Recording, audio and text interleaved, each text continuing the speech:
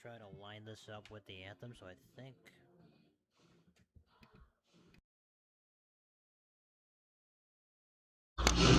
Yep.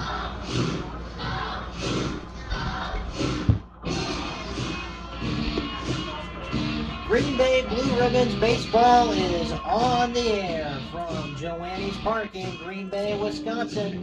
We finally have a clear night for baseball between the Green Bay Blue Ribbons and the Greenville Stars.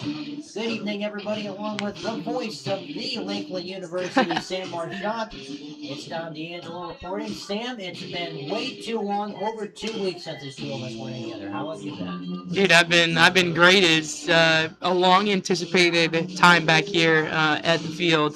I mean, we started out. There was what 9 games in a week, and it was like, all right, this is fun. This is exciting. Get to be at the ballpark every single day, and then all of a sudden it's been 2.5, and I haven't seen you, haven't seen the guys, and haven't really seen too much baseball. So it is it's a pleasure to be back here and to have clear skies, like you say. It's a beautiful night on the east side of Green Bay. Let's talk about these two teams before we get to the national anthem. You got the Blue Ribbons coming in off a good weekend. They swept a doubleheader against the Addison Braves. They currently sit 13-5 overall. A little bit, middling in league play, 6-4, good for fourth in the conference standings. If you had to put a mark on where this Blue Ribbons team sits right now, the 23rd of June, what would you say?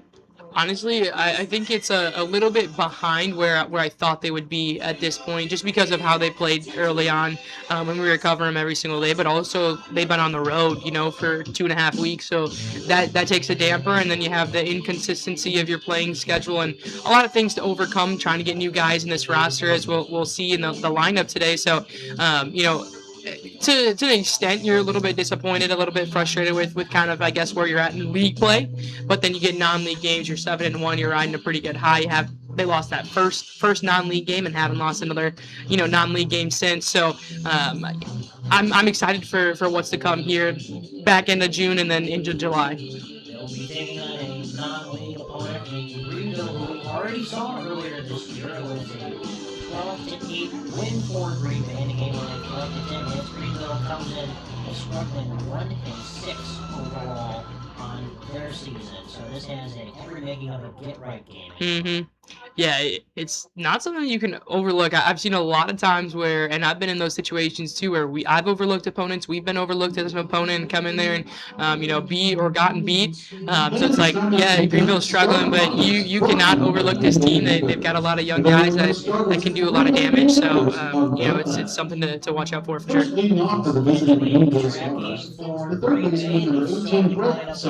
Introduced to the crowd. We've got him here for you as well. The Greenville Stars. Leading off and playing third base, number 18, Brett Sommer. Garrett Heitbus will wear number 15, and he will play second base. The DH for the Stars is number 5, Matthew Heitbus. The cleanup batter is number 23, Jake Lucas. Lucas will play first. Joe Fisher will be out in left field. He wears number 30. Behind the dish, doing the catching for the Stars is Turner Kunke. He wears number 11. Batting seventh, number 00, out in center field, Cameron Cronus. The shortstop is number 10, Gary West. And rounding it out at 9, the right fielder, number 17, Brock Walter. Those are the Stars. Here are the Blue Ribbons. Leading off in left field is number 9, Easton Art. The designated hitter wearing number 1, Braden Plew. Dawson Schmidt will bat third. He wears number 24. He will be in right field. James Bornick will be the cleanup man. James will be at first base wearing number 7. Over at the hot corner, third base, number 10, Drew Sajinski. Batting sixth, wearing number 3, and playing second base, Jake Patazik. Doing the catching tonight for the Blue Ribbons, batting 7th and wearing number 50, Laloa Delgado. Playing shortstop, wearing number 43, Trey Butterfield. And rounding it out at 9, out in center field, number 42, Mason Sequin. On the mound for the Blue Ribbons tonight is Logan Wiersba. We will see Logan out on the mound first. He is making his season debut for Green Bay. He will chalk his first stats of the evening, and the Stars will counter with number 22, Griffin Jens, to be their starter. There are your starting lineups. We will step aside for the playing of our national anthem as the final names are being introduced. It is also Military Appreciation Night here at Joannes Park. We will be right back right after this.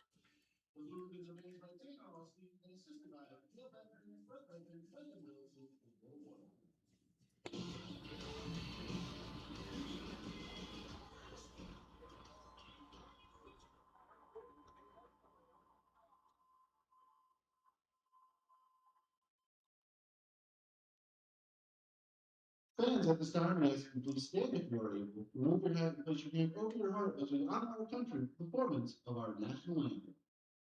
Presenting tonight's colors are members of the Honor and Color Guards from the American Legion Sullivan Wallen Post 11.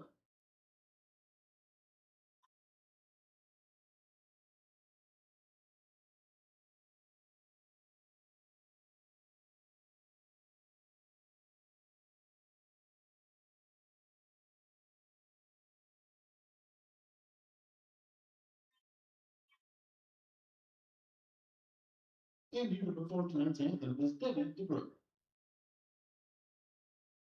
Oh, say, can you see by the dawn's early light what so proudly we hailed at the twilight's last gleaming, whose broad stripes and bright stars through the perilous fight o'er the ramparts we watched were so gallantly streaming, and the rocket's red glare that the bursting in air gave proof through the night that our flag was still there. Oh, say does that star-spangled banner yet wave o'er the land of the free and the home of the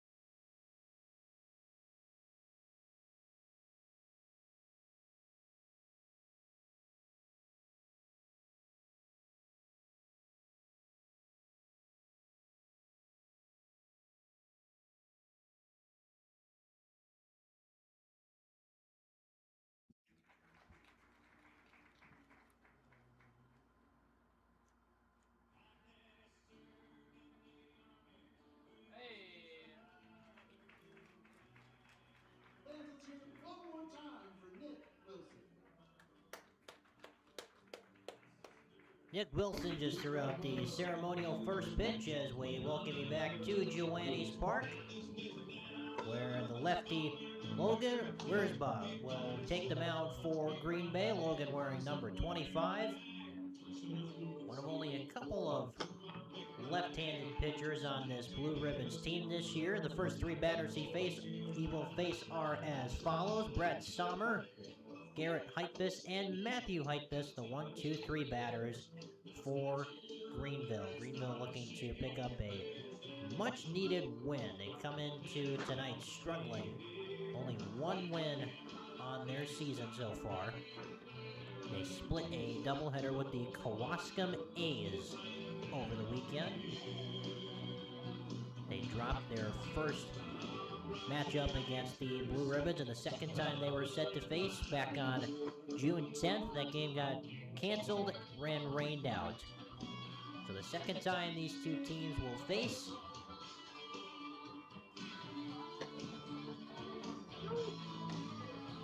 As we are just about set for baseball, it's going to be a fun night. There was a lot that's happened in the world over the last couple of weeks, both in Blue Ribbons land as well as the wide world of sports. We'll touch on it all before it's all said and done. Brett Sommer will lead it off for the Stars, wearing number 18. And this is an interesting uniform matchup. The Blue Ribbons going with their navy tops with white pants, white numbering, and white lettering, as the first pitch is lifted foul out of play. The Stars are going with a American flag blue on top. They're also wearing white pants with white numbering and lettering. The next offering is in for strike quickly, 0-2 on Sommer.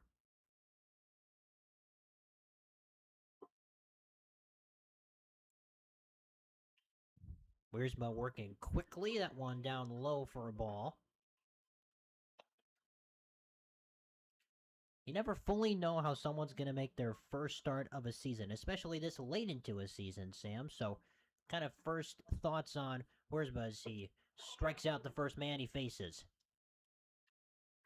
That was an absolute nasty breaking ball that he just gave away, and I think that something that's really difficult is just getting into the swing of things, throwing a lot of strikes when you're this late in the season and just making your first, your debut. But right away, Wiersma, he just comes out here and trusts his stuff, and I think that pairs well with the relationship and the trust that you have with yourself and then with your catcher as well. I mean, another really bad swing and didn't even really track that ball all the way in. It was a chase pitch all the way. Garrett Heitbus is the batter. He swings and misses at strike one. Another right-handed batter. Crouch stance for Heitbus. Takes the next ball down low.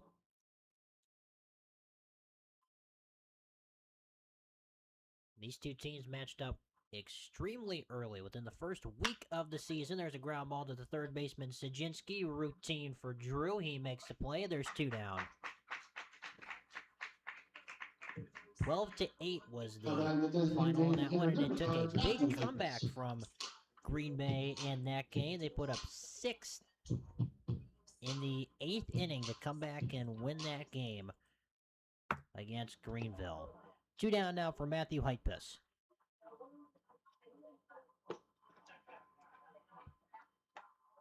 Blue Ribbons bats have kind of cooled off a little bit in the last couple of weeks as things have gone a little bit more inconsistent, but can only expect them to be really on it tonight here at the Joe. They've been all season, and I can't imagine it a different way. That's an interesting conversation. There's been a lot of rain, cancellations, and just kind of a quirky schedule. So how can that factor into a team that, to your point, was swinging a bat so well? Yeah, you just don't swing as much. I mean, I'm sure there's guys that can get in. I'm sure there's somewhere you can go in and get swings, but you're not seeing as many live at bats, and you're not getting as many live reps in a row as that one's fouled away to the right side. And it just messes with the consistency that you have. And when you're hitting, consistency is so important to have the same fundamentals, the same routine every single day. And so when you're, preparing that you're going to play and then all of a sudden you don't. You're preparing you're going to play again, and then now it's 2 days in a row you've not played, and it throws off that rhythm a little bit, and it can then lead to just a little bit of miscues down the road. Can that affect a pitcher just as well as a batter? Yeah, it's harder to affect a pitcher, I think, especially in baseball, because unless it's your day to start, then I think it affects you more because you then have to find a way to get that surplus of innings in. But your off your off day recovery is kind of consistent. It's a lot of long toss and throwing and different things, so it's a little bit easier. Ground ball back up the middle. It's going to get through Butterfield into center. And Heitbus is aboard. Yeah, an error there and kind of unroutine from Butterfield, but I think it affects the pitcher less than it affects the hitter. And it's not super impactful as a fielder. Like there's days where you're just not going to get fielding reps, but I think as a hitter, you want as much consistency as possible. So interestingly, the scoreboard is going to give Heitbus a hit for that one. I'm with you. I thought that was a pretty routine play for Butterfield at short, but Yeah, I think that it just snuck straight under his glove. And if I'm a pitcher, I'm frustrated with that. If I'm Trey, I think that he wants the error credited to him. I think he knows that he can make that play for sure. big swing and a miss from Jake Lucas to clean up batter. Count is 1-1. I miss Nick's sound effects. That's what I was talking to somebody about this, about how much fun it is to be with the Blue Ribbons and how much fun just like summer baseball is. I had a wedding this weekend actually, and that's one thing that I talked about. I was like, yeah, our PA guy, he does great work with the just clips that he's pulling out every single day. Here comes the 1-1 to Lucas. That one hit high into right field. It's playable for Schmidt. Drifting toward the right field line, makes the catch to end the inning. So the Blue Ribbons work around the error from Butterfield. The Stars leave one. We're off and running after a half. Stars nothing. Blue Ribbons coming to bat on the Blue Ribbons Media Network.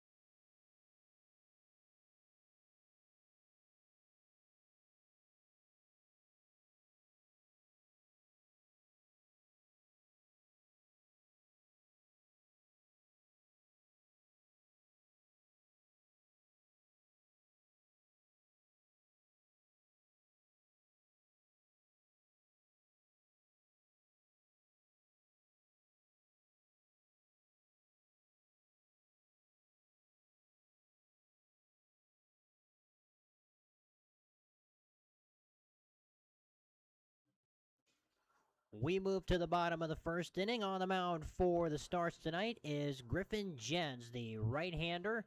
He'll face this Blue Ribbons lineup. The first three batters you'll see are Easton Arndt, Braden Plew, and Dawson Schmidt. Three heavy hitters in this Blue Ribbons lineup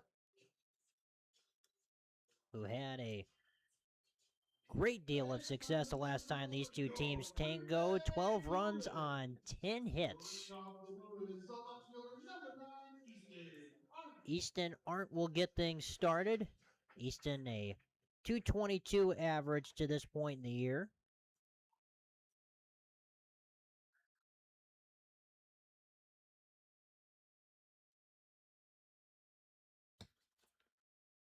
Here's the first offering to him. He rips this one in the gap in right center. That's going to be down for extra bases. Arndt turning and heading for second, and he's not going to stop there. He's heading for third. Here comes the throw. It is a leadoff triple. The ball gets away momentarily. They will hold Arndt at third, but the first pitch he sees, he takes it all the way to the backstop. Good start for the Green Bay. An absolute laser beam out into right center field. It's the exact start that you want. I know Easton hasn't been consistently atop this lineup, especially since Quinn Fowlish has been here, but no Fowlish in the lineup, and Easton has worked his butt off to get back into this spot and proves why he deserves to be there right away.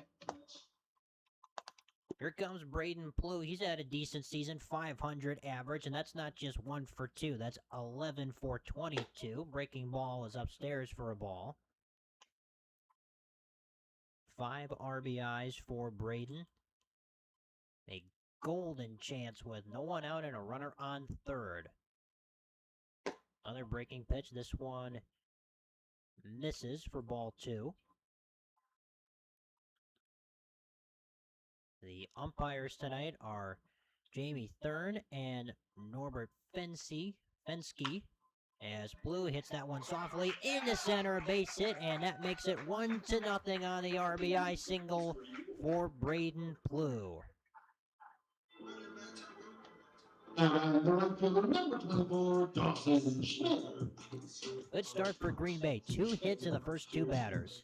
Yeah, and this is a lineup where we've seen a lot of these guys consistently, especially when you're starting summer ball and things change so often. You get a bunch of new guys. It's really rare that you see the same guys that started the season still playing 3 to 4 weeks in. But a good sign for the Blue Ribbons and what they have at hand. You have just 2 new guys in that lineup today, including one on the mound. Dawson Schmidt stepping into the batter's box. He's behind 0-1. There's that breaking ball again for a called strike 2. Dawson a .422 average. 15 RBIs to this point in the year. A couple of home runs.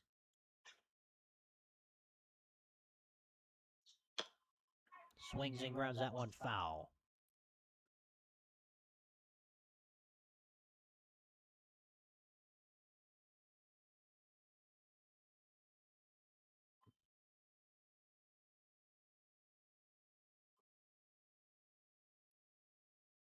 Dawson's got the second most plate appearances with an even 50. This is 51 for him so far this year. He has been in the lineup all over the infield, the outfield, wherever you need him, he's been there. Swing and a miss, strike 3. First strikeout of the game for Griffin Jens. There's one down, and that'll bring up James Bornick.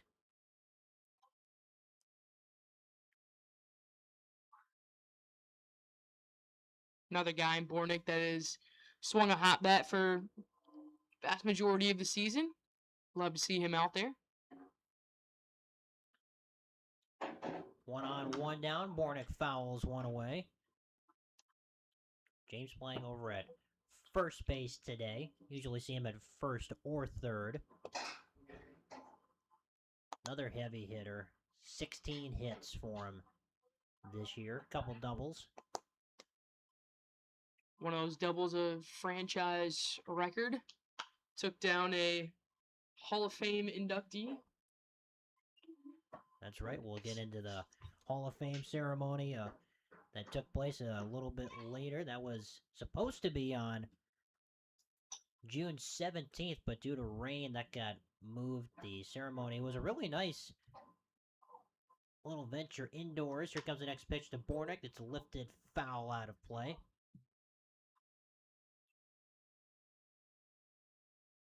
Three new inductees into the Blue Ribbons Hall of Fame, and their banners will soon hang here at Joannes Park. You think we got to do to get our banners up there? A lot. I think probably a lot. A lot more than what we're doing up here. Here comes the 1-2. Swing and a miss, strike 3. Back-to-back strikeouts for Jens. That's out number 2. And that'll bring up Drew Sajinski. It's a good breaking ball there from Jens and made James Bornick kind of look silly out on his front foot going after it, trying to give a big hack to that pitch, and it just kind of fell off the table. It's got to be 12-6 curveball, I'm thinking, something over the top. First pitch to Sajinski is a big swing and a miss. Now here's a guy who's got some serious power, especially to the pull side. Seeing a lot of hard hit balls out towards the left off of Drew's bat. Yeah, we have seen him absolutely mash one out in left field. I mean, it wasn't even close. Got a grand slam that he hit earlier this year. Sort of in a platoon role with some of the other third basemen that Green Bay has, but getting a good chance to play a bit more consistently these days. He's behind 1 and 2. Yeah, Potasic, one of the guys that has been over there. He's over at second base today, so a lot of this infield can play elsewhere. Runner goes. Throw is going to be offline, and safely at second is Plu.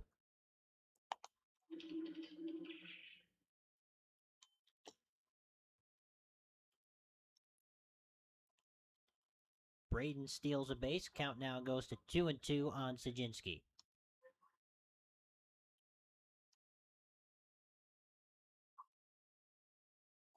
Jens has struck out the last 2 he's faced. That one's hit into left. Fisher's going after it. It goes foul. Just off that left field line. Couldn't quite keep it straight enough. Yeah, speak of pull side there, Sadinsky drops one just a little bit too far foul, but easily in for an RBI double. Maybe he pushes 3. I don't know about that. Sadinsky, not the quickest guy, but as that ball was tailing down in the corner, it can get bouncing away over there in the visitors' bullpen. We'll do it again. Swing and a miss, strike 3. So after giving up a leadoff triple and an RBI single, Griffin Jen strikes out the next 3 batters he faces. We go to the second. After 1, it's the Blue Ribbons 1 and the Stars nothing on the Blue Ribbons Media Network.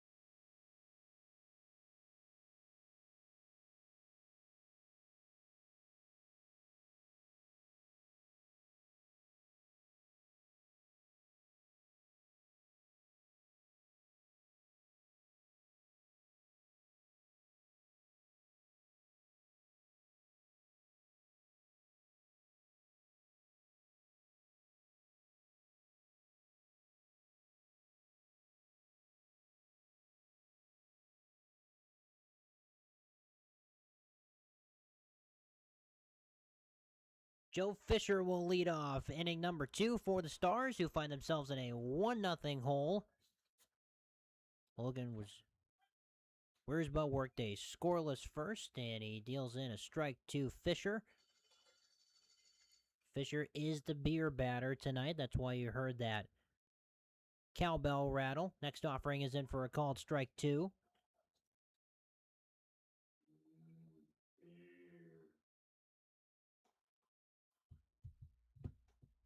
Fisher, the tall left fielder for the Stars. Here's the 0-2. Down low for a ball.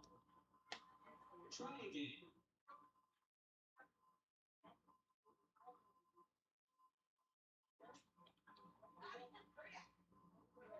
The next offering, ground ball, first base side. Easy play for Bornick. He steps on the bag. That's out number 1. About the catcher number 11, Turner Cookie. Fisher is retired. Then we'll bring up Turner Kunke, who is the catcher tonight, wearing number 11, another righty. The last time we had played these guys, it was Kuki. His brother was just finishing up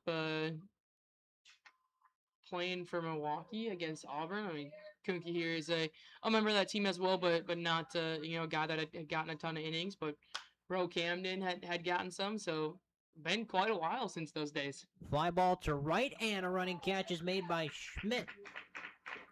Kunke is retired. That's out number 2, and that'll bring up Cameron Cronus. About the center fielder, Cameron Cronus.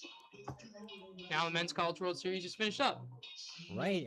And to think so much has happened. We had the Women's College World Series that wrapped up in that time. The Texas Longhorns won that over Texas Tech. Imagine playing your rival in the World Series. That's just you can't script it. Like that's just something that is so awesome. I think it's good for the world of sports. Is one taking off the face mask gear of Delgado, but gets up right away. Tough guy back there. Catcher's got to be tough, but I think it's really good for the world of sports. It's like the competitiveness, the rivalry, all the things. Like there's literally nothing better than playing your rival on the biggest stage for the biggest contest.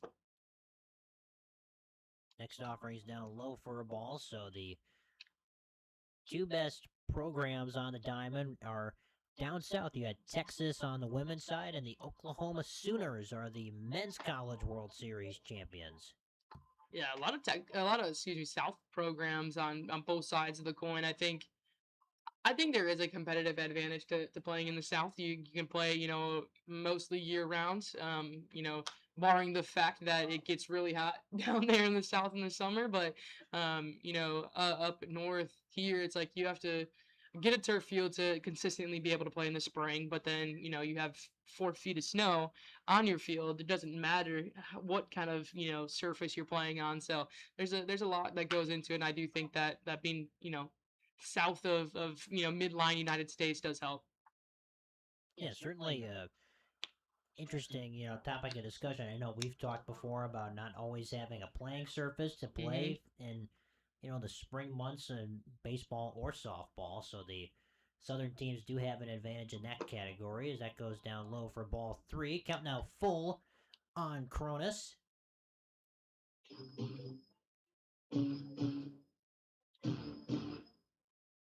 Cronus wearing 00. Don't see that too often. Here's the 3-2. Swing and a miss. Strike 3. Nice job by Wurzbach.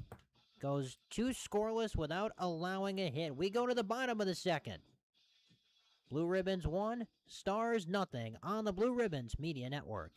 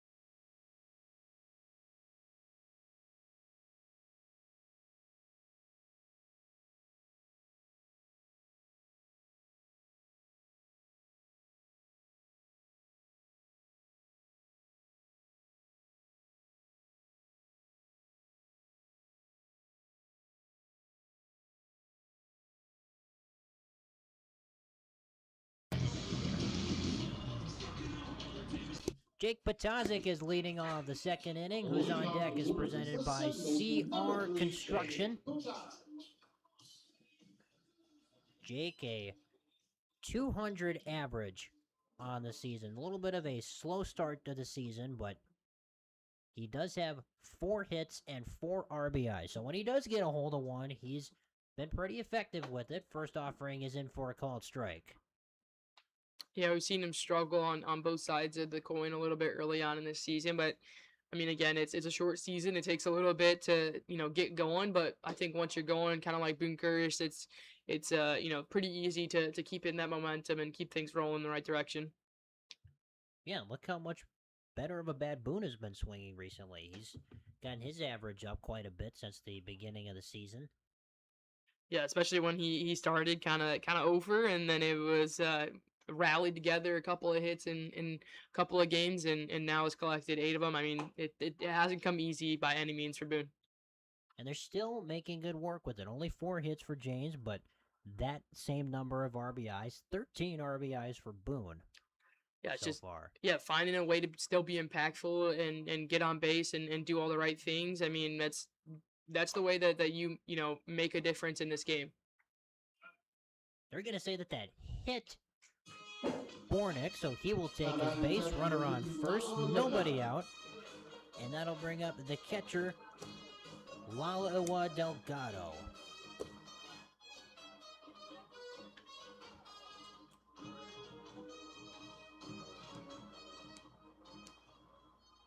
Still searching for his first hit of the season. But he has been hit by a pitch twice. He rips that one into left. There is the first hit for him. Delgado with a single. Moving up to second is Patazik. Still nobody out, and that'll bring up Trey Butterfield. Nice piece of hitting. That just proves that it wasn't, he's only playing a couple of games. It's not because he has a bad approach to the plate, and has been doing the right things. Like he's putting together good at bats and going and getting after it. I like that he wasn't afraid to swing on the first pitch in that situation. I mean, maybe Coach Tanner was like hit and run here and do something special. Butterfield's going to lay down a bunt. They go to third. It gets through the glove of Sommer. It goes all the way to left. And now, after a slight pause, they will send Patazik home. He comes in to score, and that makes it 2-0. Looked like they, maybe check Summers' glove for a hole. I mean, it looked like it just went straight through it. Was a really athletic, good play by Jens. Like he did all the right things. He got in good position, fielded it. He had Patazik out by probably a mile and just sent that one straight through the glove and down into the left field corner where it can, kind of be a maze over there. So a good bunt from Butterfield. Run comes in to score. That'll bring up Mason Sequin. Still nobody out. Ground ball, first base side. Lucas will go to second for one. Here comes the turn, not in time. So they do get an out at second. Runners now at the corners. The lineup will turn over, and Easton Art will now bat with 2 on and 1 down.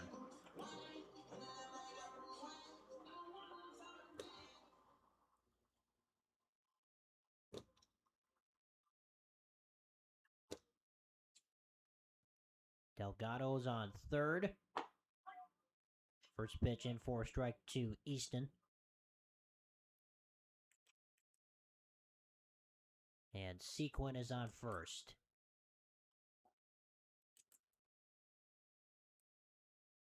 A runner goes, pitch outside, throw down to second, is going to skip off of West, the shortstop's leg, and coming in to score is Delgado. That makes it a 3-0 game. Safe at second is Sequin. And the count moves to 1-1 on Art. 3-0. A couple of peculiar plays from the Stars defense this half inning. This is the Blue Ribbons baseball team that we have grown to know, love, and appreciate in every aspect because they just get stuff done, for lack of better words. Like that's what they do. They manufacture runs any way possible, capitalizing on errors. You give good teams an inch, they'll take a mile. It's the good old saying, but I mean that's what Blue Ribbons do, and they do it better than most teams in this league. Here comes the 1-2 to Art. It skips away from the catcher Kunke. Advancing to third is Sequin.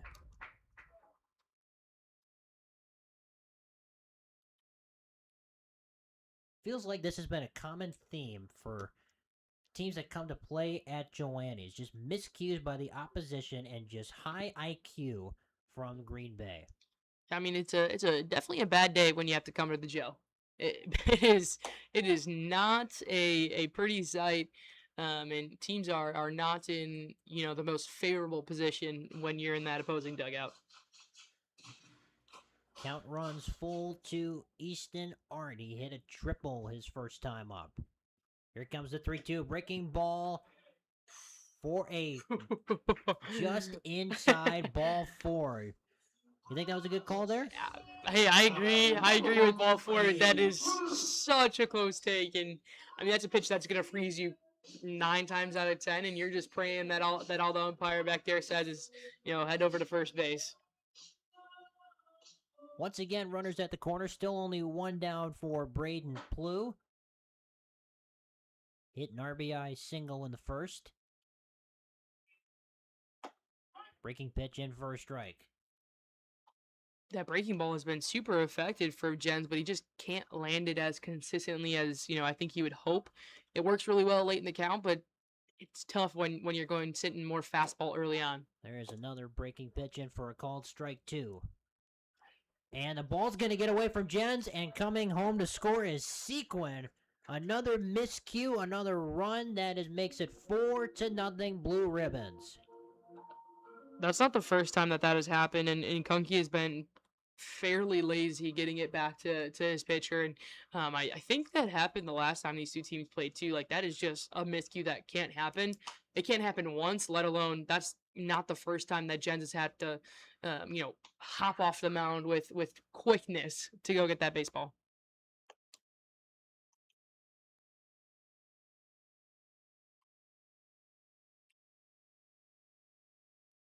Blues ready for the 0-2. The runner goes. Ground ball back up the middle. That's going to kick off of Heitbiss's leg. Going to third on the play is Easton Arndt, and we are right back where we started. Runners at the corners, and still one down. Number 24, Dawson. It also feels like oftentimes everything goes right for the Ribbons. Like, I don't really know that we've been in a situation where things have wildly gone wrong. Obviously, you fall into a little bit of unlucky stuff. We've seen it more with the hitting side, a couple of guys in particular, but I don't know that anything has really ever spiraled on the Blue Ribbons like it spirals on other teams. It has been a big inning for Green Bay. They're looking to continue it as there is a brief mound visit.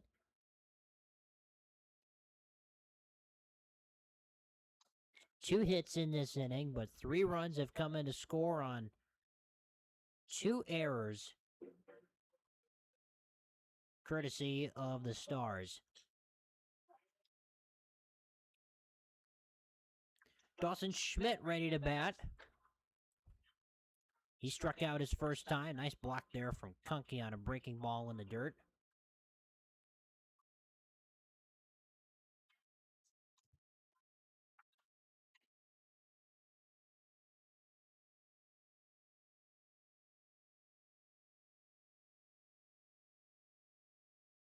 Blue on first, Art on third. Next offering's outside for a ball.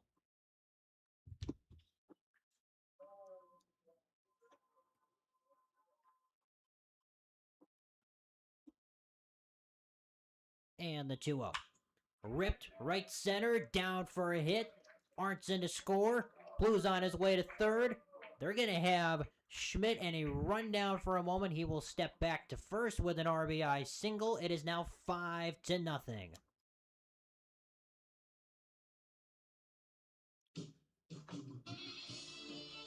Now batting the first baseman, number 7, James Bourne.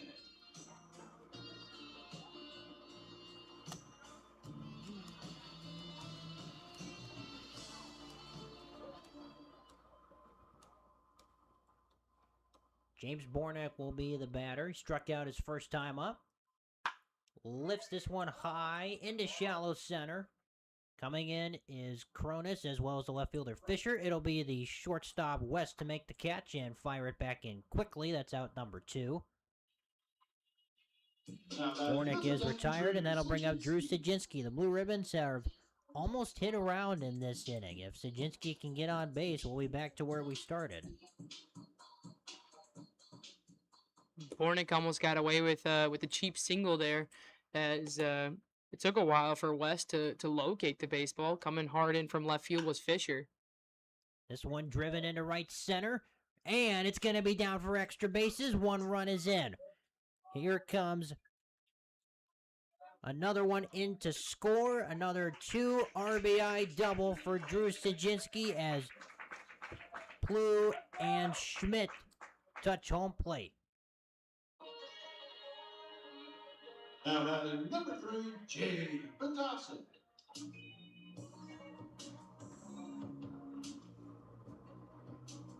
So we have hit around in this inning. Jake Patazik led off the inning with a hit by pitch. He will now bat for the second time.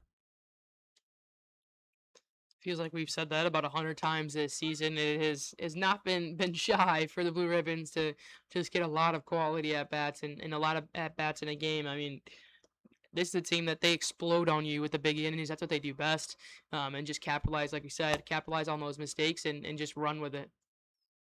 6 runs have been put up here in inning number 2 for Green Bay. They lead it 7-0.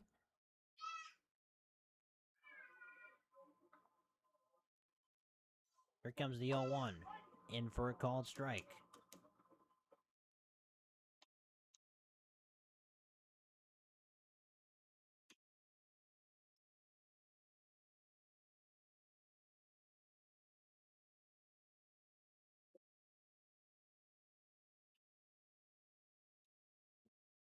Oh and 2 on Patazik. The next offering. Ground ball will be taken on a hop by Lucas. He steps on third to end the inning. But it is a big, prosperous inning for Green Bay. They score 6 times. They now lead it 7-0 after 2 on the Blue Ribbons Media Network.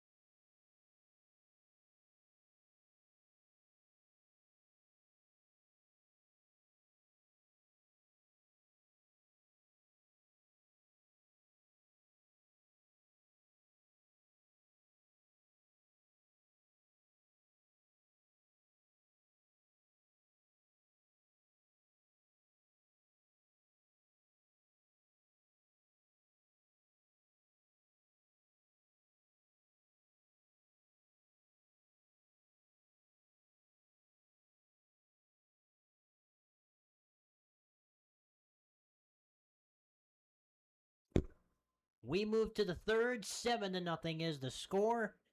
Gary West, the shortstop, fouls that one out of play. Not to be mistaken with the Basketball Hall of Famer Jerry West. Gary, and then W-U-E-S-T. Gary West. I don't think Jerry West is out here on the baseball field right now. That'd be something. That'd be awesome. The 0-1. Ground ball back up the middle. That is going to be a tough play for Patazik, and it will be an infield single for West. Good speed hustling down the line. Leadoff runner is aboard. And that'll bring up Brock Walter. Yeah, I mean, honestly, a good play by Patazik there. Showed really good range, but just didn't have the arm strength to chug it across. And West is a guy who's going to fly down the line, especially at short, one of your quicker guys. So, I mean, no shame in the attempt there to make a stellar play. Walter, a short and stout righty, facing the much taller Wiersba on the mound. Pickoff throw to first is not in time.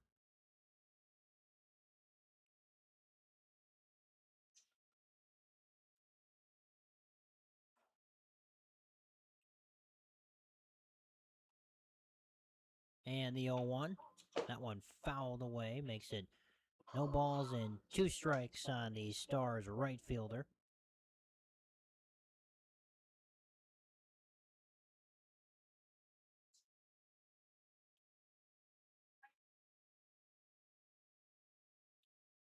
And the 0-2. inside for a ball. I'm still looking up at the scoreboard out in right center. It still says 2 hits for the Stars to our scoring. We are both in alignment here, Sam, as that one's lifted foul out of play. We both think that should have been the first hit of the game from West, as there was a pretty routine play that Trey Butterfield could have scooped up over at short. Yeah, I mean, I don't think anyone in this ballpark, besides apparently the scorekeeper, thinks that was a hit. I think, especially if you're a pitcher, you don't want that to go down on your MO, but that's just the way it goes, and that's the human nature of scoring and the human nature of baseball that maybe robot umpires take away. Are you in favor of the robot umpire as Walter goes down swinging and Brett Sommer will have his second at bat? Honestly, I am. It's growing on me. It's growing on me solely because I saw a thing the other day that umpires with the robot umpire have been like 4 or 5% better in terms of their accuracy with calling balls and strikes. So, as a hitter, 1000%, I'm in favor of a robot umpire. As a catcher, I think it does take away the craft of working pitches and working the umpire a little bit, which is something I really enjoy. But there's a lot of times where we desperately need a robot umpire, and we don't have one.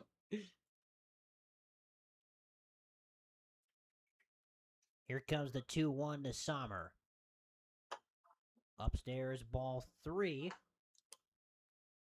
So hitters count now for the third baseman Sommer. Garrett Heitbis is in the on-deck circle for the Stars, who trail at 7-0. Here comes the next offering. It's up high, ball 4.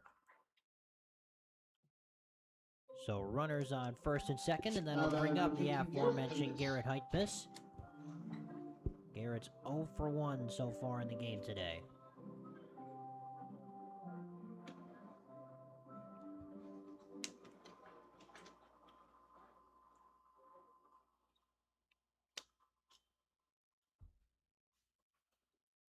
This is the first real traffic that Wurzba's had to deal with. Ground ball, third base side. It's going to sneak through to left field. A base hit. Rounding third and holding at third is West. That will load the bases for Matthew Heitbis.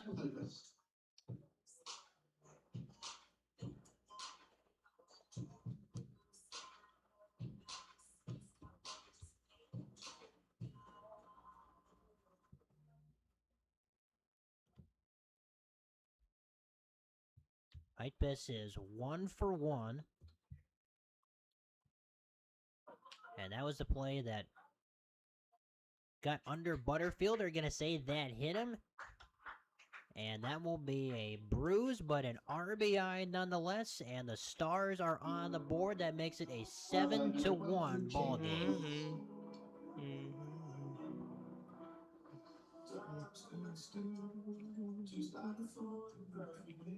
Everybody will move up. Coming in to score is West. And the batter is Jake Lucas. First pitch in for a strike.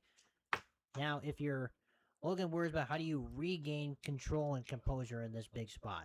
I think just focusing on, you have a lead, you have a 6-run lead, and yeah, you have the bases juice, but also you have a good defense behind you. So just throwing strikes, getting getting the hitter to swing at something. Hopefully induce a ground ball, but I think your approach is literally just kind of close out everything that's happening behind you. It's not a huge pressure situation because of the fact that you have that big lead. Your team's going to go to work for you. So I think just doing all you can. It's easy to say just throw strikes, but doing all you can to put that over the plate. Next pitch to Lucas is down low for a ball. 1-2 the count. Lucas hit a high fly ball to right his last time up. He's got the bases juiced with only 1 down. Rips that one into right on a rope, caught by Schmidt. Runners will not advance. Good play by Dawson to get it in quickly. That's out number 2. Now batting clean to your batter, number 30, Joe. That ball went out came in about as fast as it went out. Schmidt was on top of it, took about half a step in before realizing that it was coming right to him, and then just unleashed an absolute hose. It wouldn't even have been close if Summer wanted to go. So a big spot here for Joe Fisher. Bases loaded, 2 down here in the 3rd. Worsma trying to get out of a jam. Swing and a miss at strike 1.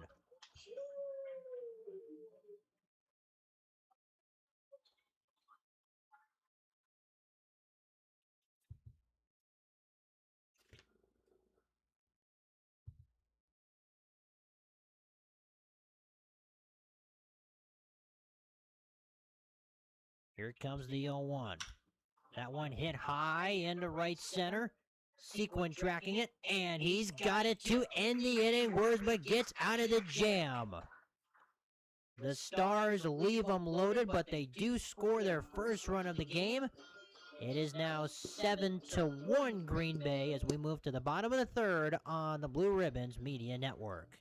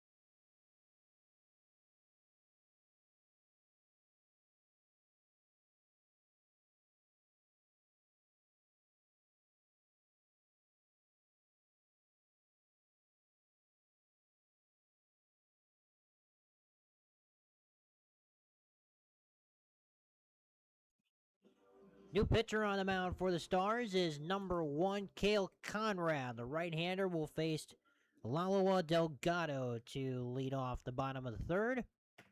7-1 Blue Ribbons over the Stars on a beautiful Tuesday night for baseball. Swing and a miss at the first offering. Only 2 innings of work for Griffin Jens. Not all of those runs are earned. There were some errors thrown in there, but nonetheless, 7 on the scoreboard for Green Bay. Count goes to 1-1.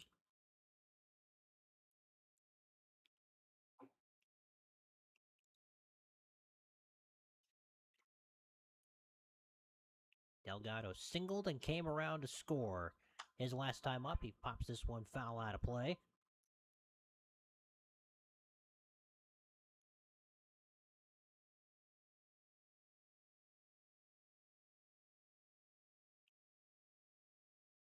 Delgado collected his first hit of the season in the second inning of this one. Breaking ball way upstairs. Count even now at 2-2. It's been a rotating door of catchers for Green Bay this year. Seen a lot of different names playing that catcher spot for the Blue Ribbons. This one fouled away once again. Yeah, Duzak has done a really good job kind of eating up quite a few of the middle innings, but it is tough to be a catcher on a team, in summer baseball where you're playing every single day, and it wears on your body so fast, especially when you're coming off a college season going into another college season. Like it is really like nothing other than that. We saw Tyler Fitzgerald opening weekend. We've obviously seen a lot of Bryce Duzak. Jacob McDonald's gotten some work, and Delgado's the latest in that pecking order. Here comes the 3-2. Swing and a miss, strike 3. Delgado goes down swinging. Conrad gets the first batter to swing and miss. And that'll bring up Trey Butterfield.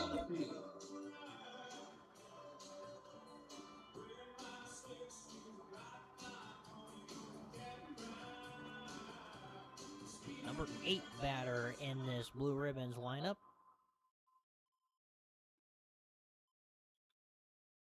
First offering from Conrad is in for a called strike. Let's take a little look at this date in baseball history, presented by Foresight, delivering benefits differently.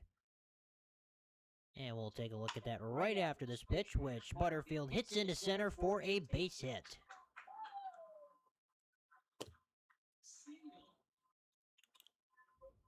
A one-out single for Trey Butterfield. That'll bring up Mason Sequin.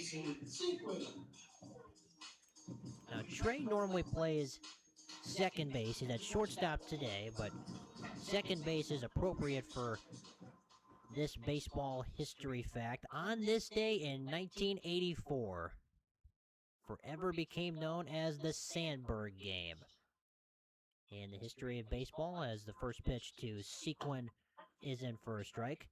Ryan Sandberg of the Chicago Cubs hit a game-tying home run off of the Hall of Fame closer for the St. Louis Cardinals, Bruce Sutter, to tie the game at 9 in the 9th inning.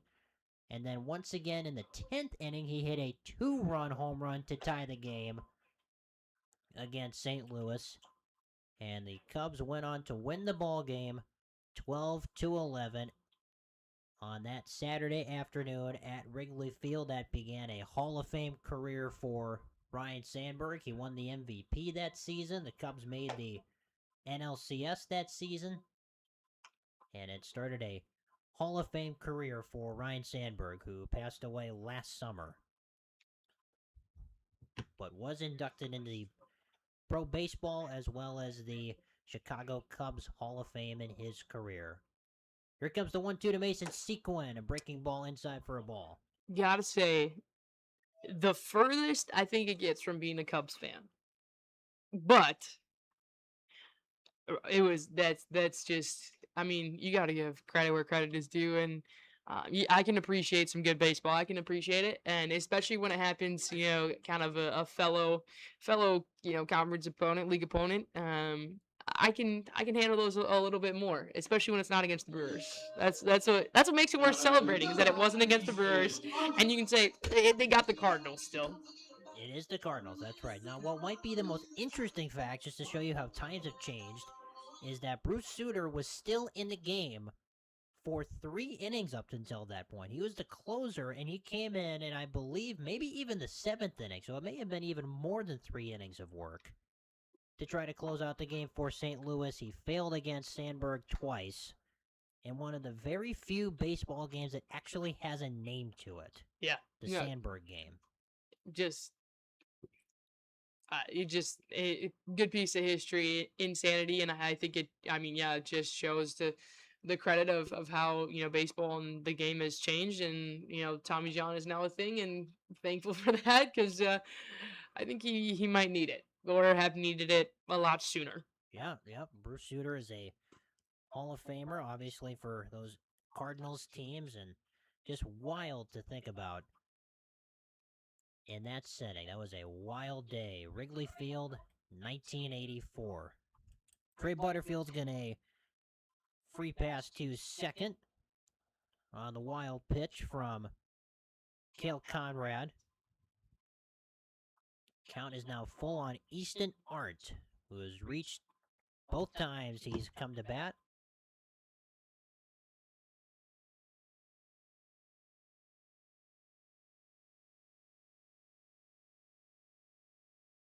Here comes the pitch. It's fouled away.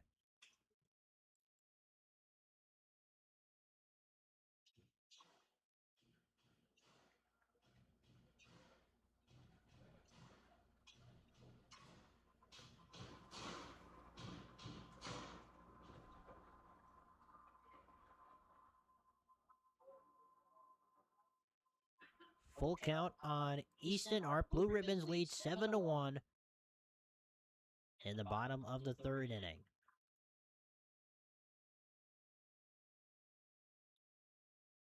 Here comes the pitch from Conrad. Inside for a ball.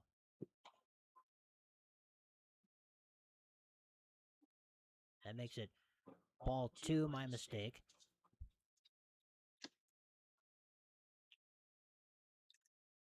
I think scoreboard had 3-2 as well, so that happens. Well, the scoreboard also has that hit for on that play from Butterfield. They gave Matthew Heitpest credit for a hit on that one, so we'll agree to disagree, and we'll see who's right when the final stats come out.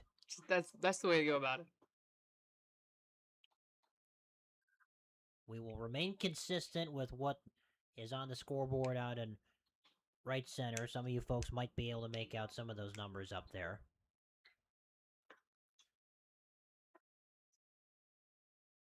Need a magnifying glass for that one. Here's another 2-2. Ball in the dirt. Throw down to second. And a nice snag from West, as that may have trickled into center if he doesn't go up there and snag it. Count now runs full to 3-2. I'd like to get a number on West's vertical. That was a good jump. That was impressive. He got up there. Here's the 3-2. That one poked over the head of the third baseman, Sommer, into left. Rounding third, heading home is Butterfield. An RBI single for Easton Art. That makes it an 8-1 ball game.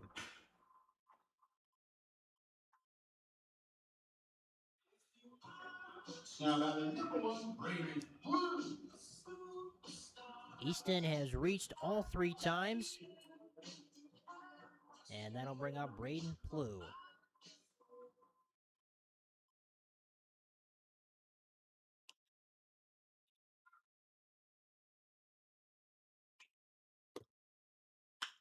Breaking ball swung on and drilled out to center. Cronus going back. He's under it, and he makes the catch to end the inning. Blue Ribbons get 1. They earn that run back that they gave up in the top half of the third. We move to the fourth. Blue Ribbons 8, Stars 1 on the Blue Ribbons Media Network.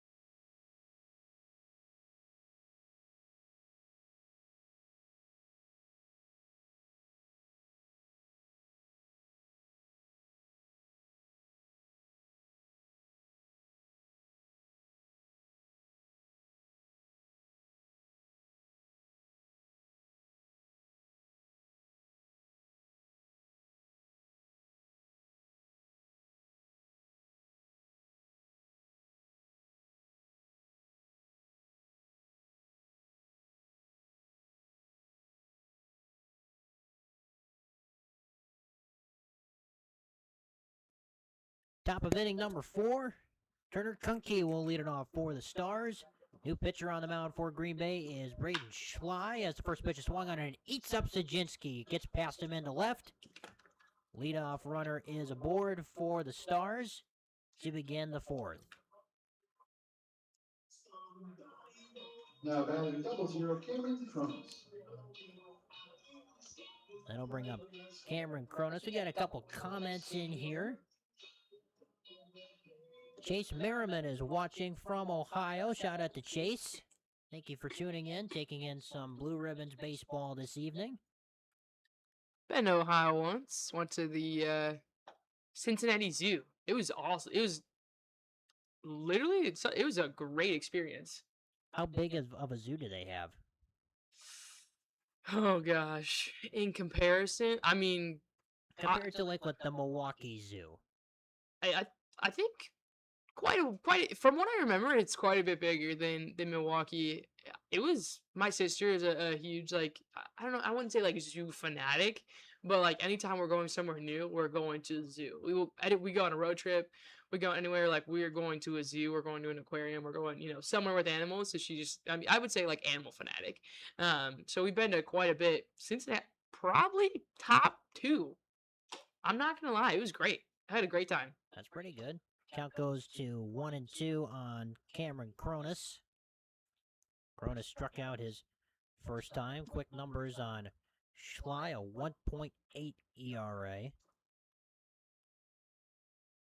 7 strikeouts to only 2 walks in 5 innings of work so far this year. Here comes the 1-2. Upstairs for a ball. If you go to a zoo, is there an animal that you have to see? And I've got a story about this later. Ooh. Okay. Not necessarily at zoos, but like going to aquariums. I'm a huge fan of turtles. I like turtles. So are you more of an aquarium person or a zoo? That's hit into left. It's dropping quickly, but not quickly enough before Arndt can't get his glove on it. Heading back over to first is Kunke. There's one away. That's a tough one. I think I'm more of a fan of zoos because you can be a little bit more interactive with the animals. I like to feed the giraffes. I like to, there's a place up north somewhere, I think, where we used to be able to like feed the tigers and stuff. You could like throw the meat over the top. That's a perfect segue into this. Pretty sure that's illegal, but Gary West will step into the batter's box. I'm sure Gary likes zoos. Pops that one up into shallow center. Sequin on the run. Got 3 blue ribbons in the area. Trey Butterfield will make the catch. That's out number 2. Where I'm going with this is I have a cousin who we were in the Omaha Zoo one time in Omaha, Nebraska. And he goes up to the counter and he says, okay, I need a couple things. I need to know where I can find a map, and can you pet the lion somewhere? And the lady looks at him flabbergasted. She can't believe what she just heard. And she goes, well, we have a petting zoo. That's not really the answer he was looking for. Ground ball off the bat of West right back up the middle, and that will end the inning. So no lions were being pet. No lions were being pet on that day. Nice work from Braden Schley. Leaves a runner stranded at first. We go to the bottom of the 4th. Blue Ribbons 8, Stars 1 on the Blue Ribbons Media Network.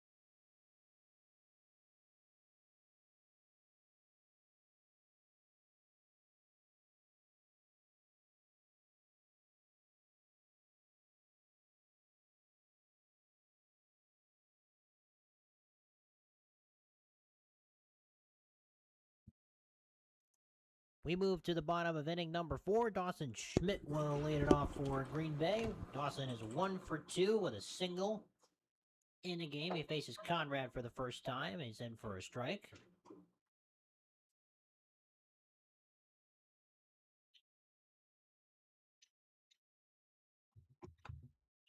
Here comes the 0-1. Upstairs for a ball.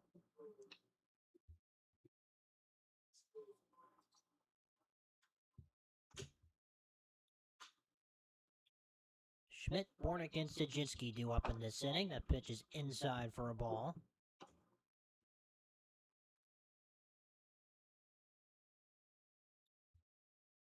Blue Ribbons had the big 6-run second to get out to this comfortable lead. A little dribbler back to the mound. Conrad fields it and tosses to first in time to retire Schmidt. How about number 7, James? Here comes Bornick, 0 for 2 so far in the game today. He has struck out and popped out.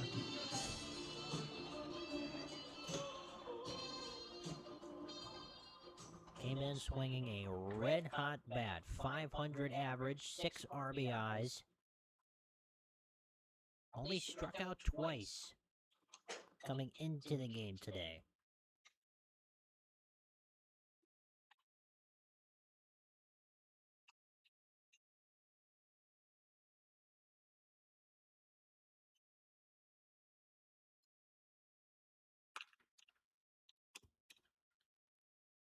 Here's the 0-1 from Conrad. Big swing and a miss.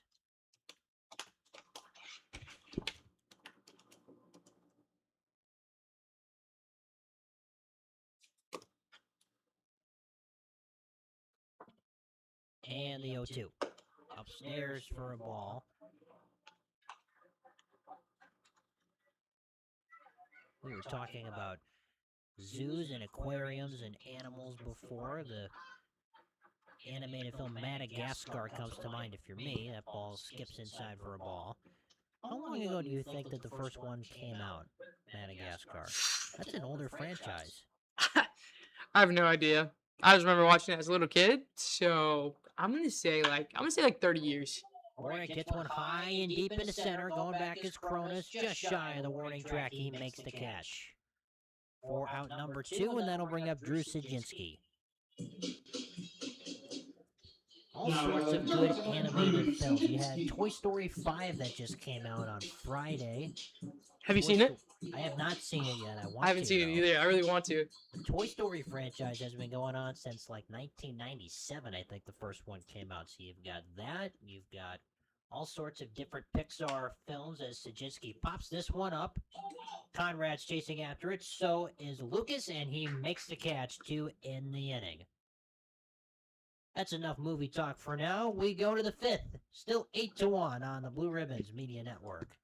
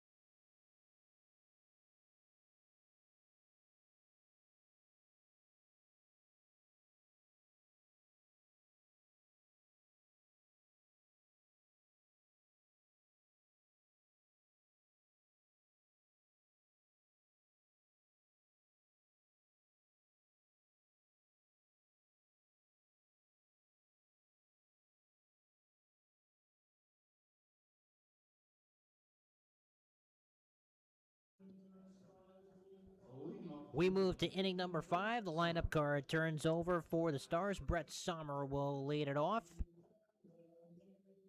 They trail 8-1 here at Joannes Park.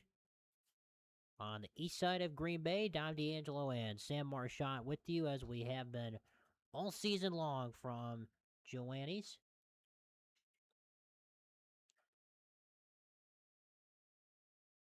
Braden Schley on the mound for his second inning of work.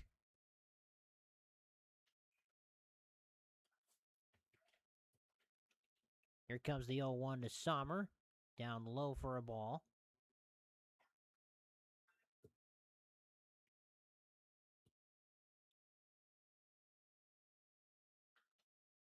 Next offering is outside for ball 2. We looked it up in the commercial in Madagascar. The first one came out in 2005. Long time ago. You weren't alive yet, were you? I was not. I was born in 06. Oh my goodness. That was a prime 11 months. 11 and some change. Pretty close, yep. That's a leadoff walk. Number Dealt 15, to Garrett Sommer. Higgins. Leadoff man is aboard. And that'll bring up Garrett Heitbus. What's your favorite movie as a kid? Favorite movie as a kid? You know, honestly, Toy Story's got to be up there. I think. Yeah? Some of those good ones. Breaking Awesome. Pitch for a strike.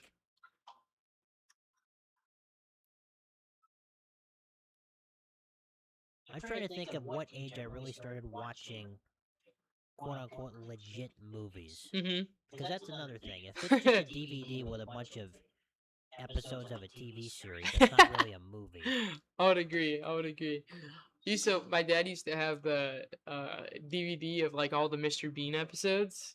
Okay. And yeah. so we'd watch those quite a bit once we got a little older. Pretty awesome. Mary Poppins was a favorite as a kid. Yes. Some of those old school Disney movies. Swing and a miss. Strike 3. Heitbus goes down. That's the first out of the inning. And that'll bring up Matthew Heitbus. Now, number 5, Matthew Higgins. Mary Poppins, Julie Andrews, and Dick Van Dyke. Are you a guy that can like recite actors to and all that stuff to like any movie that you've watched, or is it difficult for you? They have to be a really memorable name. Mm-hmm. And a very memorable movie. That one nearly hit Heitbus. It goes inside for a ball. Dick Van Dyke is so iconic that he's a pretty easy one to remember. Some of those old ones. And what's funny about that, that's probably the first musical that I really enjoyed. I'm a huge fan of musicals myself. Kind of a subtly known fact. Although if you're around me, like I'll jam out to Hamilton, the soundtrack to Hamilton at any point, any time. So not so subtly known, but like to the outside world, yeah, subtle. 1-1 to Heitbus. Called strike 2. Working well on the outside corner is Schlein. That pitch, that location has worked well, especially to right-handed batters. It's worked really well tonight.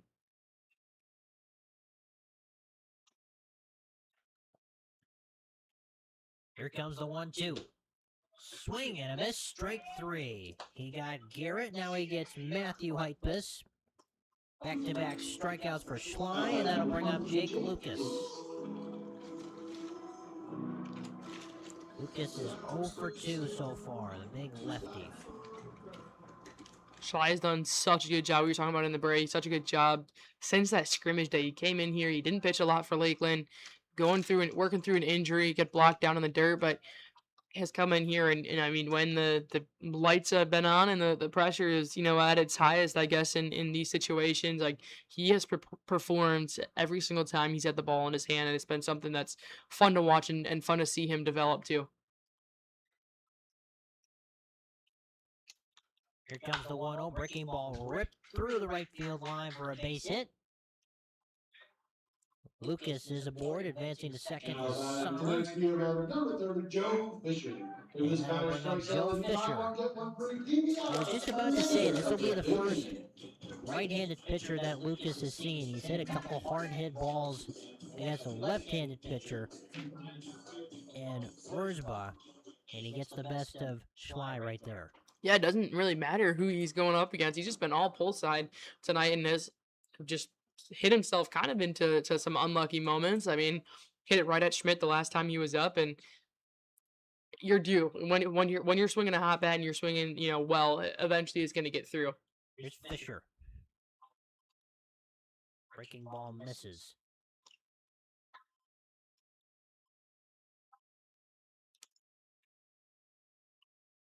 This is the second really big RBI chance that Fisher has had. He came up with the bases loaded in the third. He's got 2 on and 2 down here in the fifth. Here comes the 1-0 from Schley. It's inside for a ball.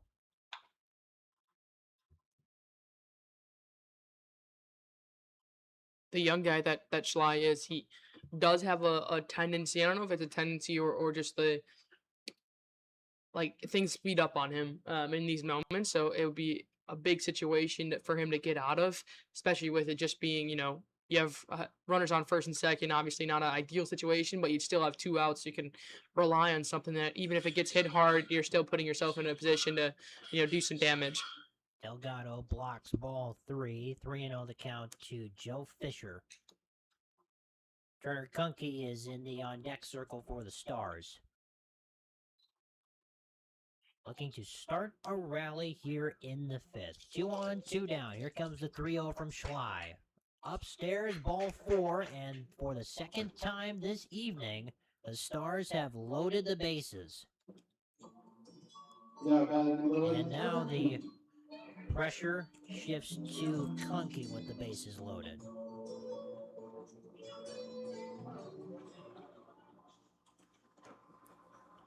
It hasn't come through from yet tonight, really, but I think going back to the last game, Gunky had a really good outing. He roped a couple of strong base hits down the line, and it's a high fly ball to center, sequence underneath it, and for the second time, Green Bay gets out of the jam.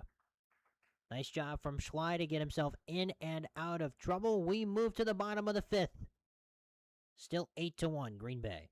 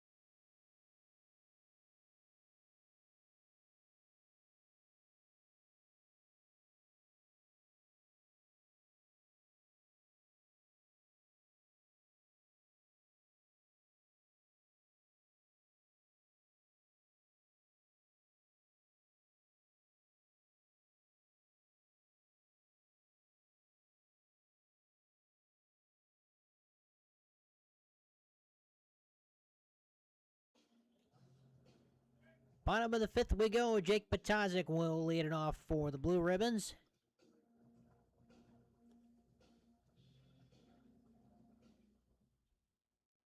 Left-handed batter against right-handed pitcher. 8-1 lead for Green Bay. First offering from Cale Conrad is outside for a ball.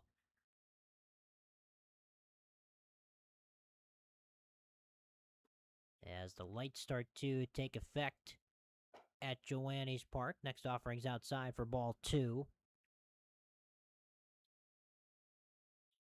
Had the summer solstice a couple days ago, officially in the summer season. Here's the 2-0 pitch outside for ball 3.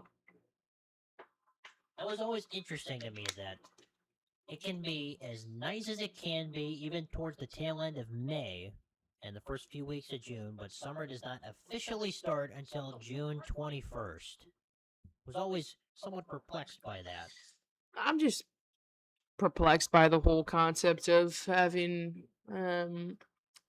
true official date start times that don't really correspond with when you actually start those seasons. You know what I'm saying? Yes, I do. The argument, I suppose, would be that the 21st of June is the longest day of the year in terms of sunlight that you have. Understood. I agree with you on the weather part of this. From the timing standpoint, I can also see it. I didn't fully understand. And fall does not begin until, what am I thinking here? Is it September 21st, I think believe? it's September 21st. Yeah, I think that feels accurate. Now I could be violently wrong, but that feels accurate. See, the beginning of September to me always signals the beginning of fall. Exactly. I suppose so many institutions and high schools and just schools around the country, they begin their school season towards the tail end of August. As a...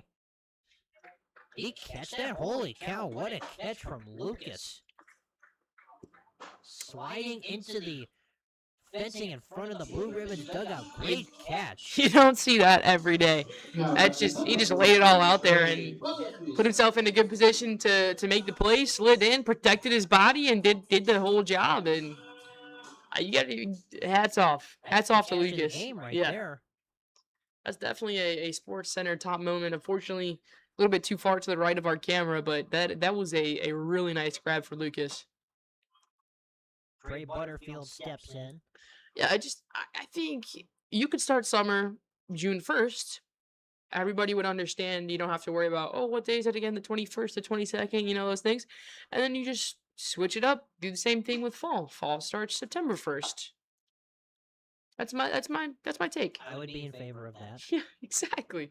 I would also be in favor, and I understand a lot of schools get done in mid-May, so the timing is not that different. I still feel a little perturbed about a lot of schools beginning in the middle of August. I do too. If I was in high school and my high school started mid-August, I think I would drop out. Maybe that might be a little extreme, but still, it's always it's always right around Labor Day, after Labor Day, whatever.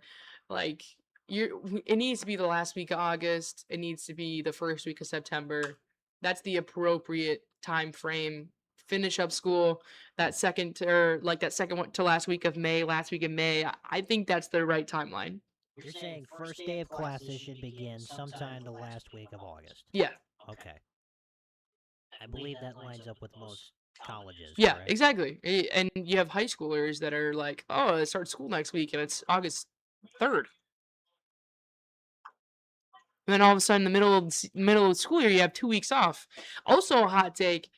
Very passionate about this. I had a teacher, as Butterfield goes down on strikes. I had a teacher, or an aunt who was a teacher. I have multiple aunts who are teachers, but one in particular who not a huge fan of the concept of spring break and having all these extra days off and all this stuff and whatever, because if you're having a vacation and you want to go on vacation, you're going to plan the vacation whenever you want to go on vacation, not necessarily around spring break. Obviously, it's a fun time, and I'm not saying to not have spring break, but there are a lot of extra days off during a school year that, as a teacher and a student, I don't know are the most necessary. Doesn't line up with real world standards. Correct. Mason Sequin down 0-2 after he swings at strike 2. How many seniors will just go with the high school thing, but college, you're your own person. You can kind of figure that out when you want to. How many senior trips do you see taking place in high schools? I had one in the beginning of September, my senior year of high school, and no one batted an eye at it. People don't really care if you miss school. Unless you're missing, weeks on end, like missing a couple weeks here and there, that is no surprise to anybody. Sequin goes down looking. That ends the fifth. We go to the sixth. Still 8-1 Green Bay on the Blue Ribbons Media Network.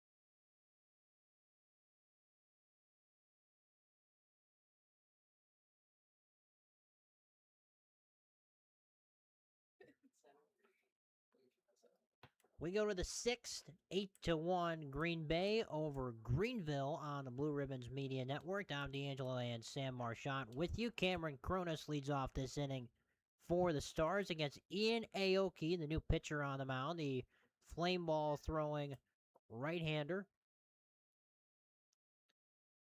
And there were a ton of substitutions for Green Bay before this inning took place. Bryce Duzak is now behind the dish. You've got Boone Kirst at first. Zach Grossman is the new second baseman. Garrett Brown is at short. And John Zemer is over at third base. An entire new infield for Coach Alstein, getting as many reps in for his guys as he can. Outfield, we believe, has remained the same. We will update you if we notice any changes. Cronus fouls that one away. And that nearly took out somebody in the bleachers. That was pretty close. Everybody is okay.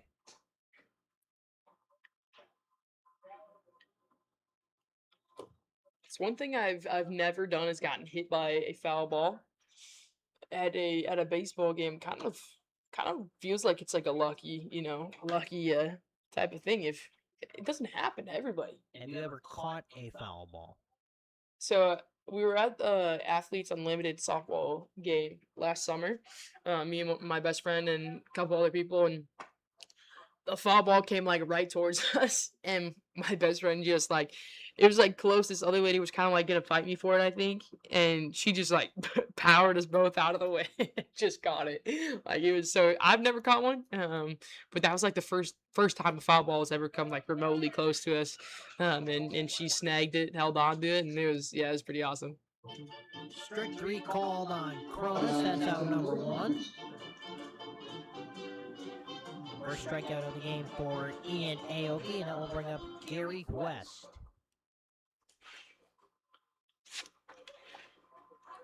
West is 1 for 2 with a single. He also came around to score the only run of the game for the Stars. He could not check his swing at strike one.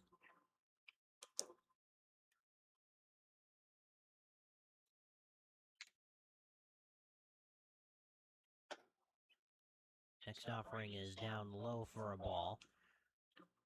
We saw Aoki a lot early on when we were at home for that stretch. I think he pitched in 2 or 3 of the games and then hasn't appeared a ton since. But also perspective wise, like Blue Ribbons haven't played a lot of games, and so it was kind of an interesting situation to be in there. Yeah, it's been an interesting schedule up until this point. There's no question. Here comes the 1-2. Ground ball foul off to the left side. And it's not just happening in Wisconsin. I mean, they just went down to Illinois this past weekend in their fourth game of that last game of that doubleheader, 2-day doubleheader got rained out. So it's like, and the game before that got shortened. So it's everywhere. I mean, that's summer baseball, I guess.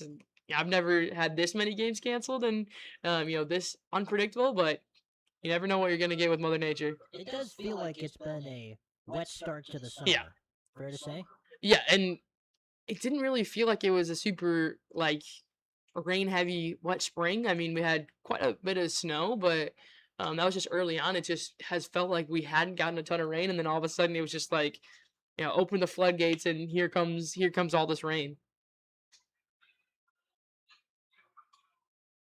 Well, it'll be interesting. There's pretty high rain chances tomorrow, I know, and there's a pretty big ball game on tap in Sheboygan as Green Bay will be traveling to take on the A's once again tomorrow night. We'll see if that holds up.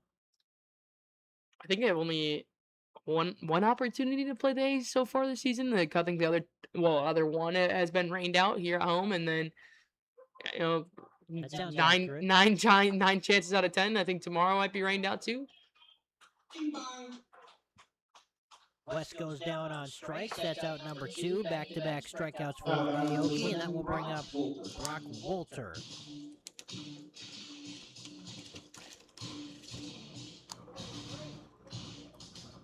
Pitching staff for the Blue Ribbons has done a fantastic job tonight here, keeping them off their toes, getting them really to look unathletic while swinging the bat. This is going to be a tough play. Brown cannot scoop it up. Wolter will be aboard.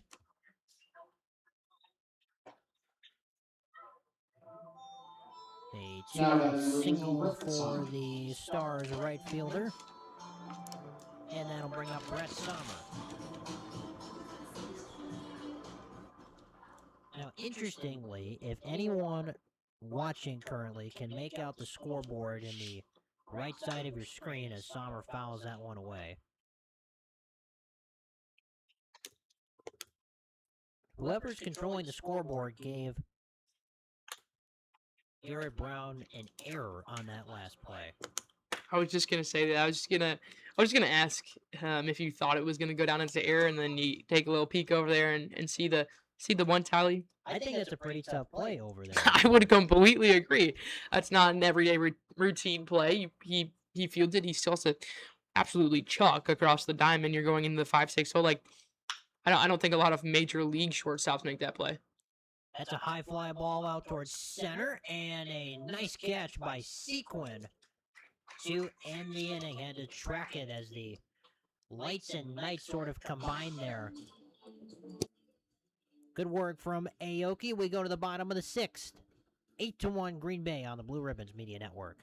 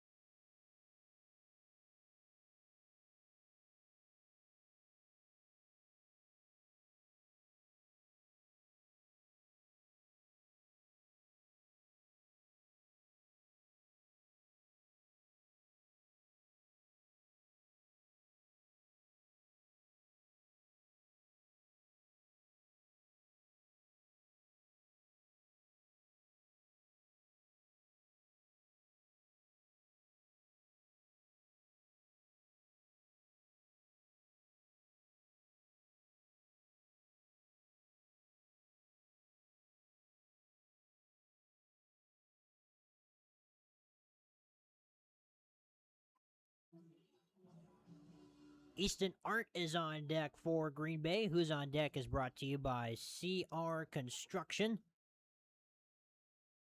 Great day for Easton at the plate. He has a single, a triple, and a walk. He will face the new right-handed pitcher on the mound, Bo Anderson, for Greenville.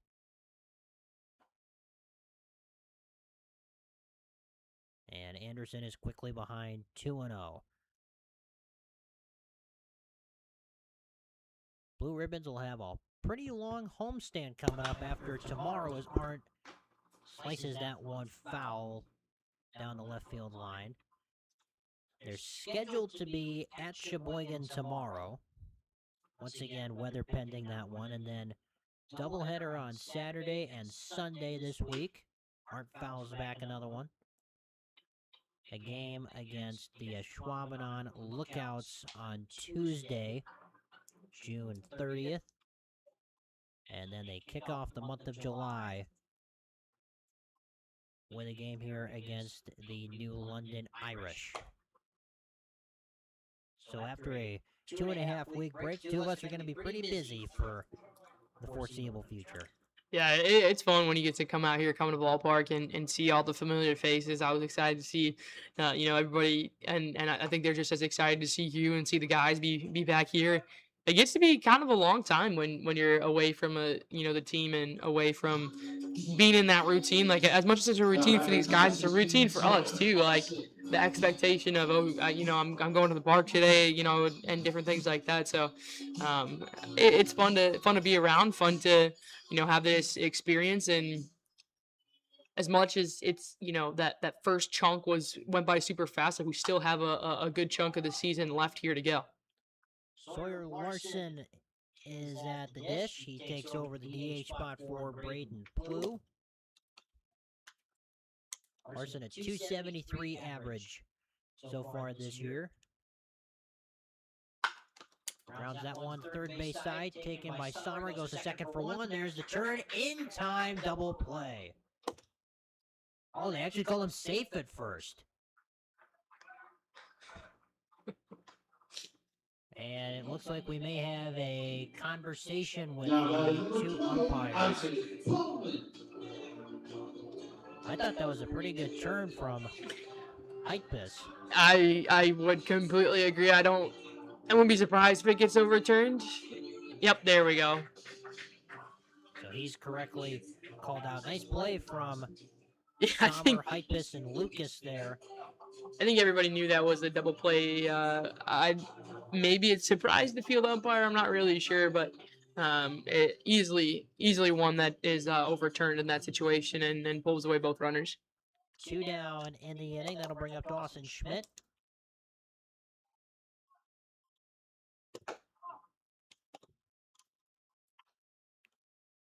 And it looks like Schmidt has been replaced. That is Isaac Pullman standing in the batter's box.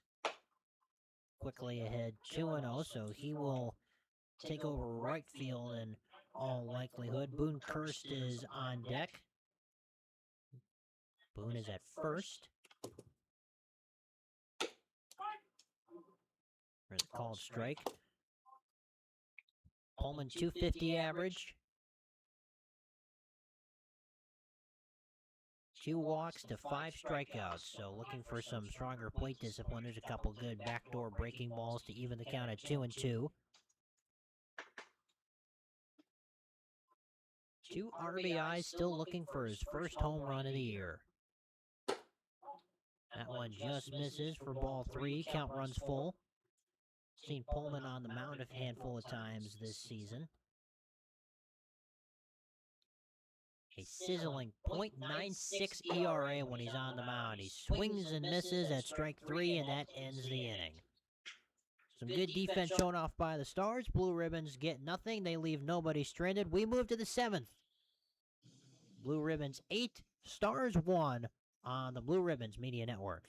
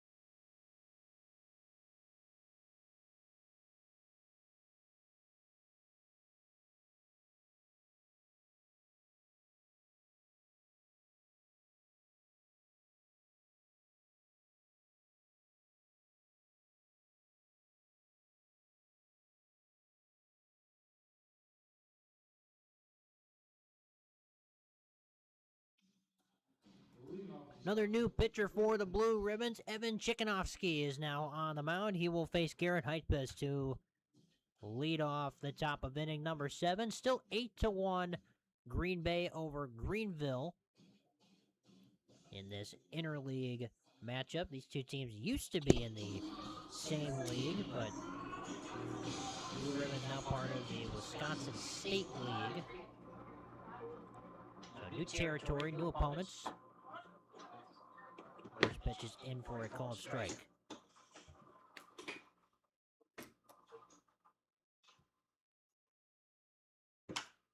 That one fouled out of play.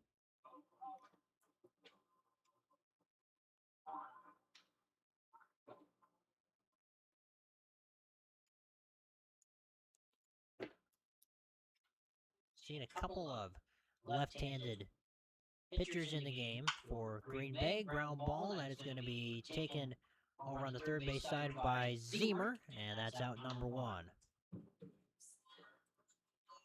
Now, batting number 5. First time we've seen him here at home, and looks really smooth. Rocking the all blonde hair, just like Duzak back there behind the plate.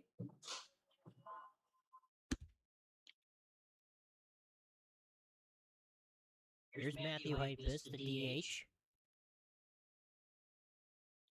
He's had an interesting night as Chikanovsky gets him to foul away the first pitch. Reached on an error, was hit by a pitch, and struck out. So not the most conventional ways to get on base 2 out of 3 times, but he'll take it. Doesn't matter. I'll take it. I'll take it. He'll take it. Anybody would take that. It's finding a way to get yourself on base, helping your team out. That's what you got to do. Really got hit again. That one is inside for a ball.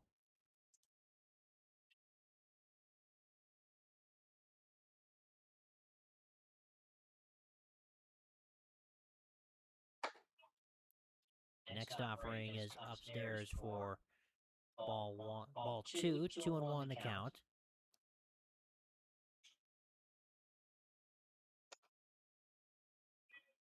Inside ball 3, hitters count now for Heitbus. Jake Lucas is standing in the on-deck circle for the Stars. Chichinansi, he's not afraid to walk a guy or two when he's pitching, but then he's consistently gotten himself out of those situations. So he's going to come back and, throw strikes, get you to strike out. He's got 14 strikeouts in 7 2/3 coming into this appearance, but he's also got 9 walks. So it's, he's not afraid to work around the strike zone and try to get you to chase. There's Lucas. It's a high fly ball out towards right. That one is going to be in the glove of the center fielder, Sequin, for out number 2.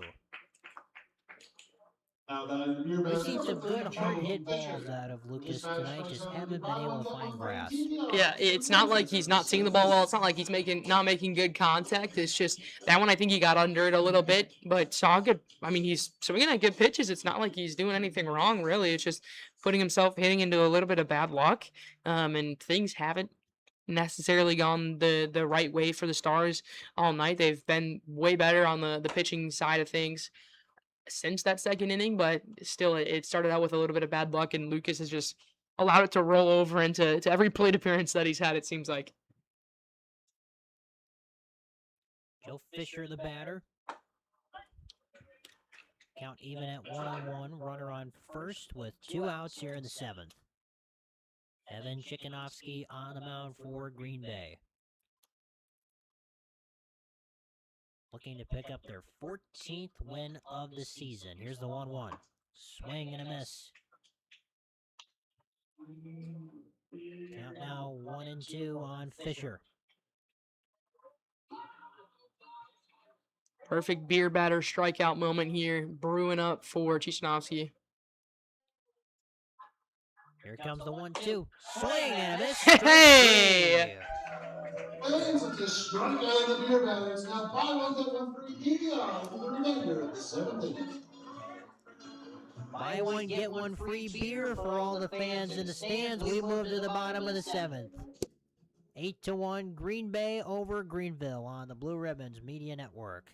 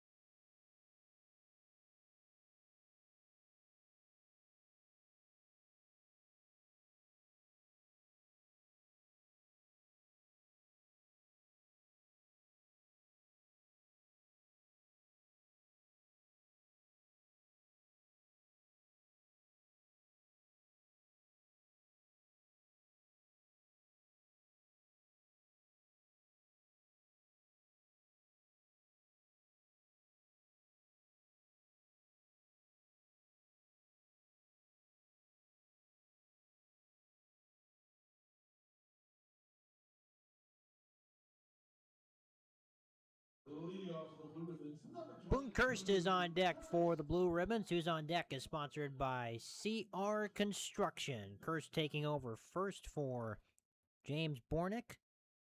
Bornick went 0 for 3 in the game tonight, but he'll gladly take the win over individual stats. Bo Anderson still on the mound for Greenville. Kirst at 229 average. Really started to come out of his slump in the last of the previous homestand. Swung a much better bat as he gets that one up the middle for a leadoff single.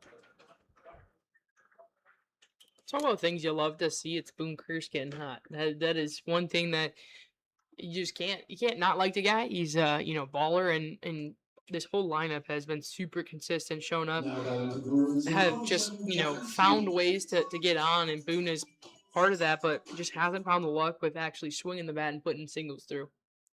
Now here's a member of the Blue Ribbons we have not yet seen in person, John Zemer, taking over third base, takes called strike. Zemer 176 average so far. Lifts that one into center, going back is Cronus, he's underneath it, and he makes the catch. That's out number 1.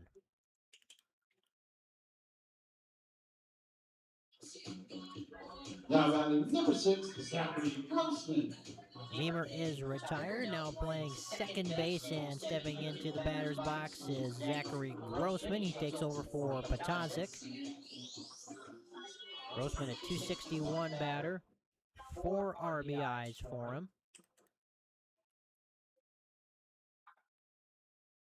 Pickoff throw to first to no avail.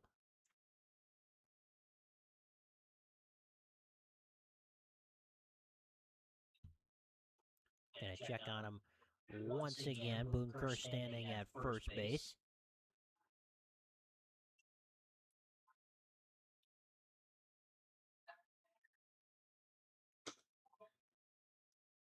Pitch outside to Grossman. It's got to be nice for Coach Alstein to have such a plethora of options to go seemingly anywhere. You can put him inside, outside, as Grossman fouls that one away. Talk about just the position flexibility of so many of these guys.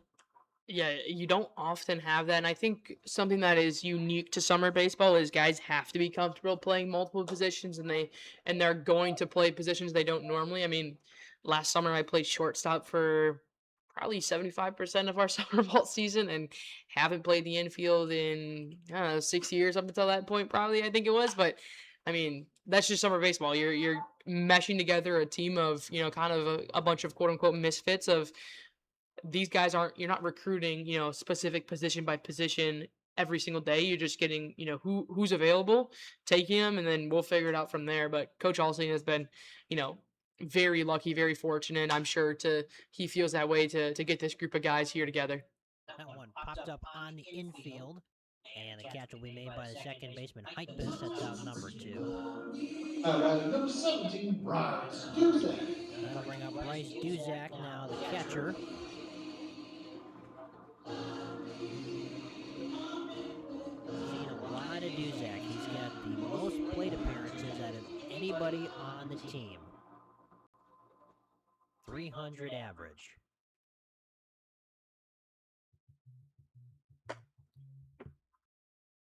First pitch is outside for a ball.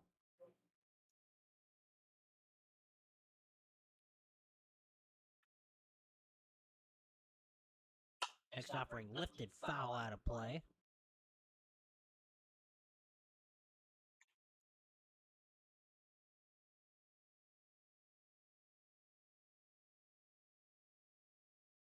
One and one on Duzak. He's had some big moments in this season. That one in the dirt for a ball.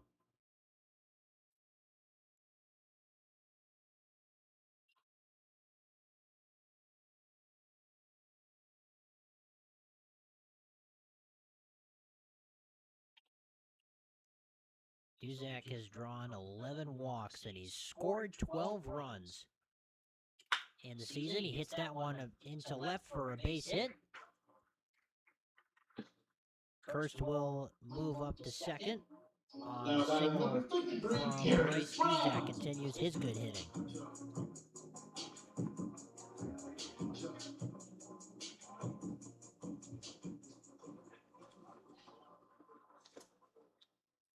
That'll bring up Garrett Brown, who hits that one foul. It slices out of play. Brown taking over for Trey Butterfield at short.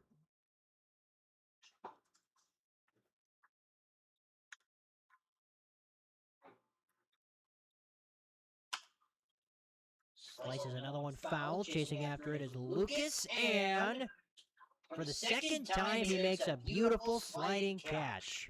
He's got it over there at first base. Super athletic and really cover anywhere on the field. I mean, yeah, he plays a mean first base, but I wouldn't be afraid to put him over at third or something. He covers a lot of ground. Blue Ribbons do not score. They leave a pair stranded. We go to the 8th. Still 8-1. Green Bay over Greenville. Back in a moment.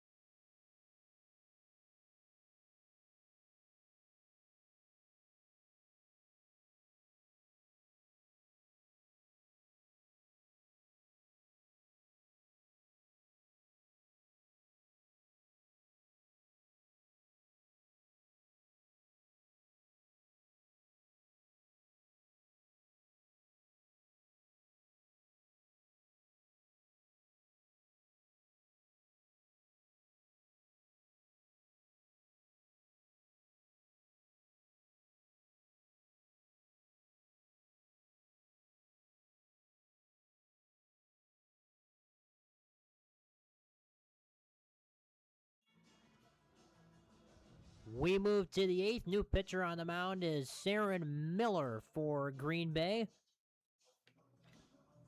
He's got Kunke, Cronus, and West coming up. For Greenville, it is an 8-1 lead for the Blue Ribbons, who we talked about it earlier, but inducted a few members into their Hall of Fame last week. There's a nice picture. Steve Schultz, Ben Lupke, and Sam Connolly all inducted into the Blue Ribbons Hall of Fame, and those banners will be hung here at the Joe for a long time to come. Congratulations to those three individuals. It was cool hearing some of those stories from especially Ben and Steve, who played a long time ago, and Sam's a much more recent member of the organization, but a great night all around, and acting on your feet. We were supposed to be here for that. There was a rain storm that came through, so they moved it to a local spot, and just a great evening recognizing and really acknowledging a lot of history that has come through this organization. Yeah, just quick thinking by the Blue Ribbons, always being prepared. That's just good. Like sports management, team management, whatever you want to call it.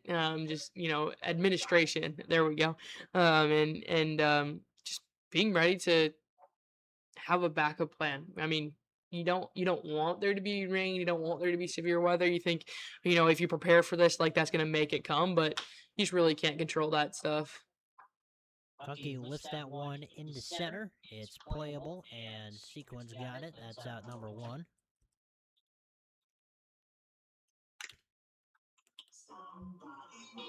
Now, batting doubles, your That'll bring up Cameron Cronus. 0 for 3 so far. He struck out twice.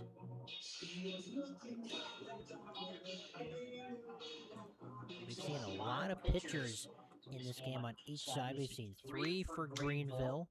Griffin Jantz, Cale Conrad, and Bo Anderson. And for the Blue Ribbons, we are now on pitcher number 5. We saw Wiersba, Braden Schwei, Ian Aoki, Chikanovsky, and now Saren Miller, the latest to step on the mound. It's kind of interesting because we haven't seen Coach Alstein really go to deep in his pen often. He's usually, using a one pitcher, two pitchers, and pitching is hard to come by. Ground ball for Butterfield. Routine play for Garrett. That's out number 2. And, we have seen times where it's like, maybe that guy should be pulled, shouldn't be pulled, whatever. But I think what plays into having seen 5 pitchers here tonight is the fact that Coach Alstein wants to get a lot of these guys back in their rhythm, back in their routine. You've been, in and out of situations where, hey, you're going to pitch tonight. Actually game's canceled. You're going to pitch tomorrow. Actually, that game's canceled too. So it literally all goes back to the inconsistency that the weather has provided. And I think Alstein trying to just get these guys back into a little bit of a routine. Gary West hits one foul down the left field line.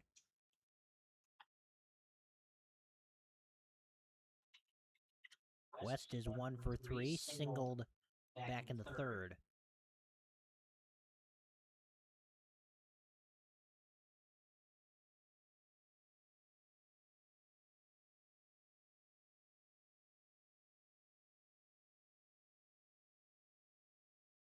Here comes the 0-1 from Miller. It's in for a called strike 2.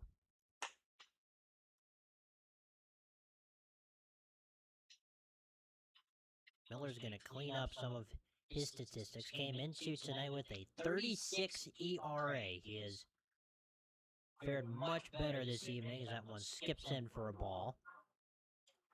Only worked 1 inning, but gave up 4 earned runs, walked a couple batters, hit a man while not striking anybody out. That's the probably a first appearance nerves. I would think factored into that a little bit. Which we talked about with Wiersba. Like, could we have seen that tonight? Well, like there's always an opportunity, but I think Miller has looked really sharp here tonight. It's the first time we've seen him in person, and honestly, had not knowing that information and seeing him here tonight, I would be shocked. Here comes the 2-2. Upstairs, count runs full now, 3-2 on Gary West, the shortstop for Greenville.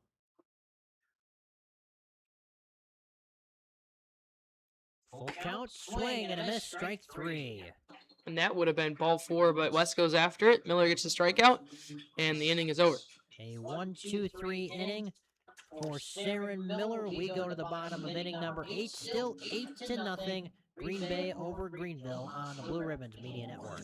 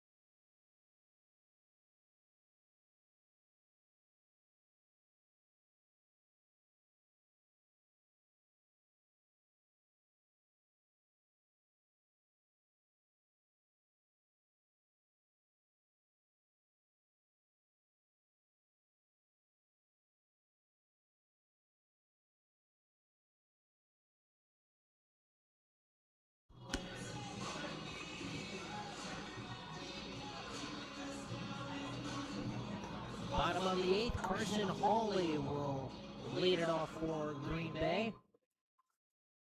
Hawley, a right-handed batter wearing number 19.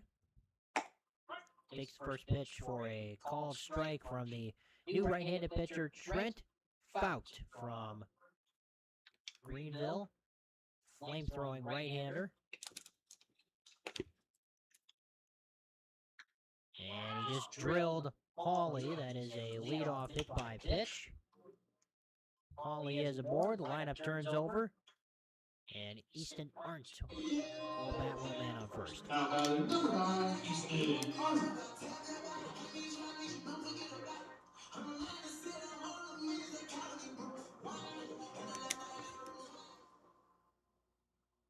Yeah, that didn't miss Holly that time. He'll probably have a bruise for a couple weeks. Breaking ball in for a called strike. Took it off pretty good, though. Interestingly, he wasn't wearing an elbow guard, so that could have potentially been problematic. Yeah, elbow guard, something you see it's like, I would say there's over half of guys are wearing at least some sort of protective gear, elbow guard, leg guard, whatever it is. I just think it sometimes it's, you'll go elect for, no batting gloves and all the things and just kind of raw dog it instead of going and, putting on all the protective gear, because it's a mental game. Hitting is so much, and you add, something to your arm and now it feels different and different things like that. It definitely takes some time to get used to, but also, if it's going to protect you from your elbow being shattered into pieces after you take one off the elbow, like, that's a chance I'm going to take to put that guard on and get used to swinging. 2-1 count on Easton Arndt. Count even at 2-2. Easton with a triple in the first. He walked in the second. RBI single in the third, and then he walked in the sixth. He has reached all 4 plate appearances, trying to make it 5. Count full 3-2. He's just such a disciplined batter. He'll go with whatever pitch is given to him. Back in the third when he poked that single into left field, like, it was a pitch away. He just poked his bat out there and kind of went with it, stuck it out there, and just went with what he was given and gave himself an opportunity to get on, score a run. Fights off a fastball. Count remains 3-2. Sawyer Larson is in the on-deck circle. We've seen a lot of the Blue Ribbons team this evening, both on the mound and out in the field. Here comes another 3-2. It's down low, ball 4. First 2 have reached. Runners on first and second, and that will bring up Sawyer Larson. Number 16, Sawyer Larson.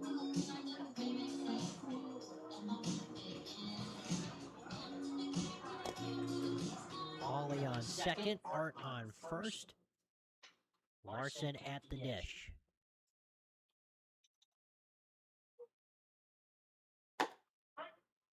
Takes first pitch for a called strike. If Sawyer gets a hold of one, we've seen already this year, he's got some wheels on him, so he's a threat to push it, and especially at this point, you may as well. Yeah, 100%. You don't want to give it up. It kind of reminds me of Bryce Harper going for the cycle earlier this week. He knew he needed a triple, and it's like, hey, what do you got to lose? You're in a situation where, like, you got to go for it. So I think if Larson would get a hold of anything, I think you're easily thinking 2 out of the box. You're pushing 3 and, hoping for the best. Swing and a miss, strike 3. Good morning, good afternoon, and good night. Larson goes down swinging. That's the first out of the inning. And that'll bring up Isaac Pullman. He didn't look all that comfortable swinging the bat that time. Took the first pitch kind of right down the middle, was frustrated with himself, gave a good tap to his left leg, and then was just kind of hacking at the next couple of pitches. I think just for Larson, it's just calm down and settle into his approach at the plate.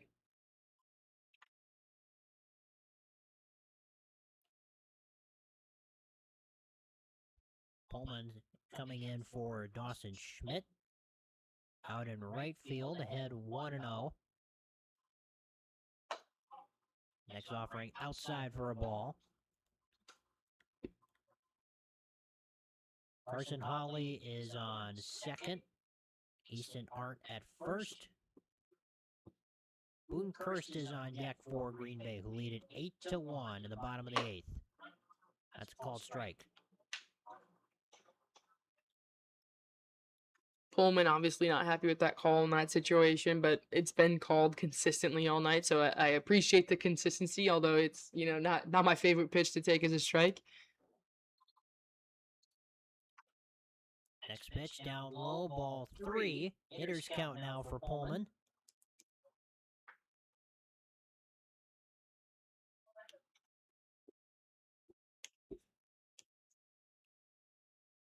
Fans have stayed throughout most of the evening. There's a big swing and a miss. Count now full on Isaac Pullman. There's still a pretty good group down the right field line. The bleachers right in front of us have somewhat cleared since the beginning of the game.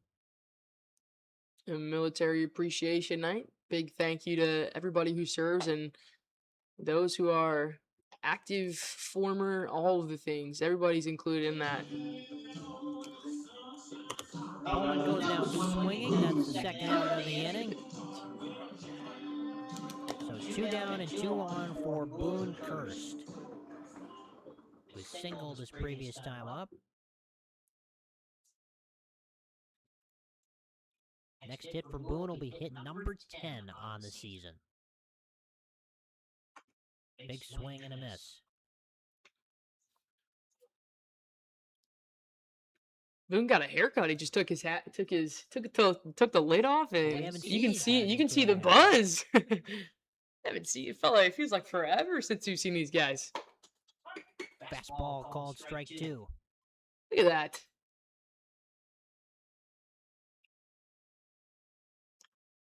As it gets warmer, you gotta keep the hair shorter so it's not as difficult. I need a haircut pretty soon. Here comes the 0-2 to Kirst. Breaking ball called strike 3. 3 straight strikeouts for Trent Falk to end the inning. The Blue Ribbons will try to close it out when we come back. They lead it 8-1 on the Blue Ribbons Media Network.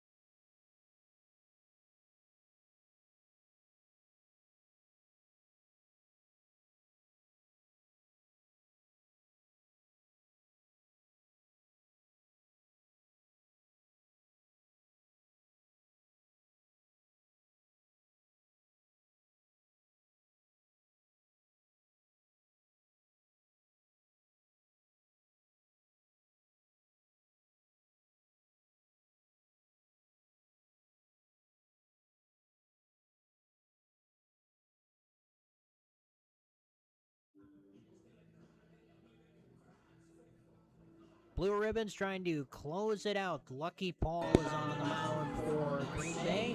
They lead it 8-1. 9-1 and 2 due up this inning for Greenville.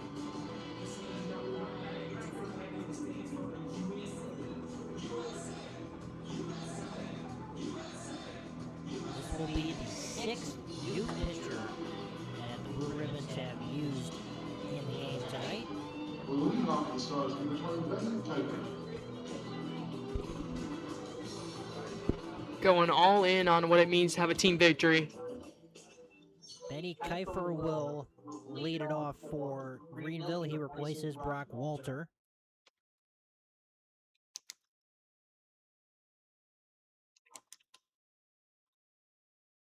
First offering from Paul, swing and a miss.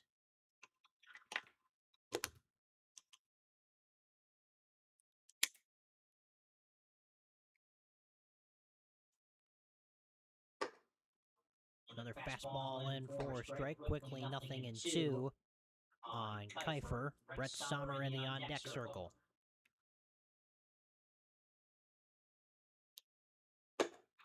Upstairs for ball one. Lights are in full effect as nighttime is upon us on the east side of Green Bay. Here's the 1-2. Breaking ball called. Strike three. He got him. That was nasty. Nothing lucky about what he just threw. Just dropped it in there. Froze guy for right away, and that was a beautiful pitch. Just came out guns a-blazing right away. Not afraid to get after it, is Paul. One down, Brett Sommer lifts this one into center field. Hawley's chasing after it, and he's got it for out number 2.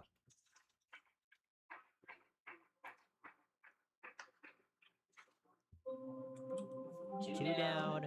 In the ninth, that'll bring up Garrett Heitbus. 1 for 4. He's got a single back in the third.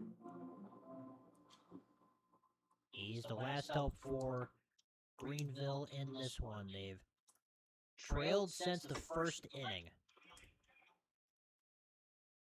Green Bay's given them opportunities. They've allowed Greenville to load up the bases a couple of times, but just have shut the door when it's been, in the big pressure situations. That one popped up, foul territory, first base side. Boone Curse makes the catch, and that is the ball game. The Blue Ribbons win it by a final score of 8-1. They improve to 14-5 overall as they defeat the Greenville Stars here at Joannes Park. We'll take a quick break and be back with the totals right after this. Blue Ribbons win on the Blue Ribbons Media Network.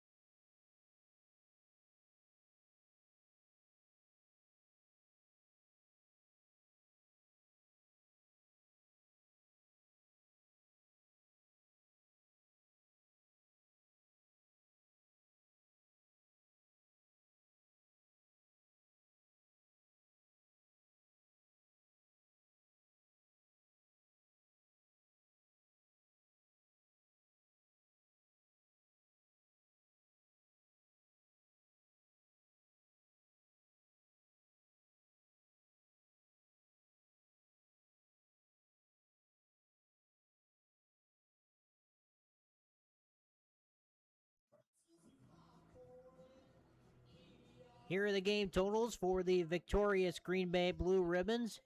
8 runs on 10 hits. They did commit 1 error. The winning pitcher is Logan Wiersba, who pitched 3 innings of 3-hit, 1-run baseball.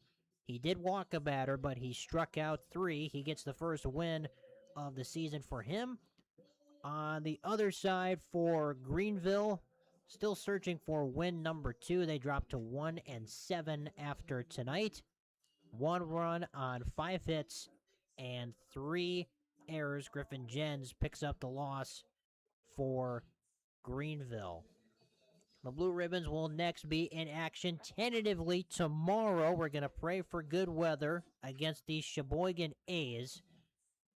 And our next broadcast will be on Saturday, June the 27th, for a doubleheader with the Lombard Orioles. Sam, we've said it throughout the course of the game, but a very complete showing both on the field and on the mound for the Blue Ribbons tonight. Yeah, I mean, top to bottom, it started with a triple from Easton Hart, set the tone right away after Weersville went 1-2-3 in that first, and it never looked back from there.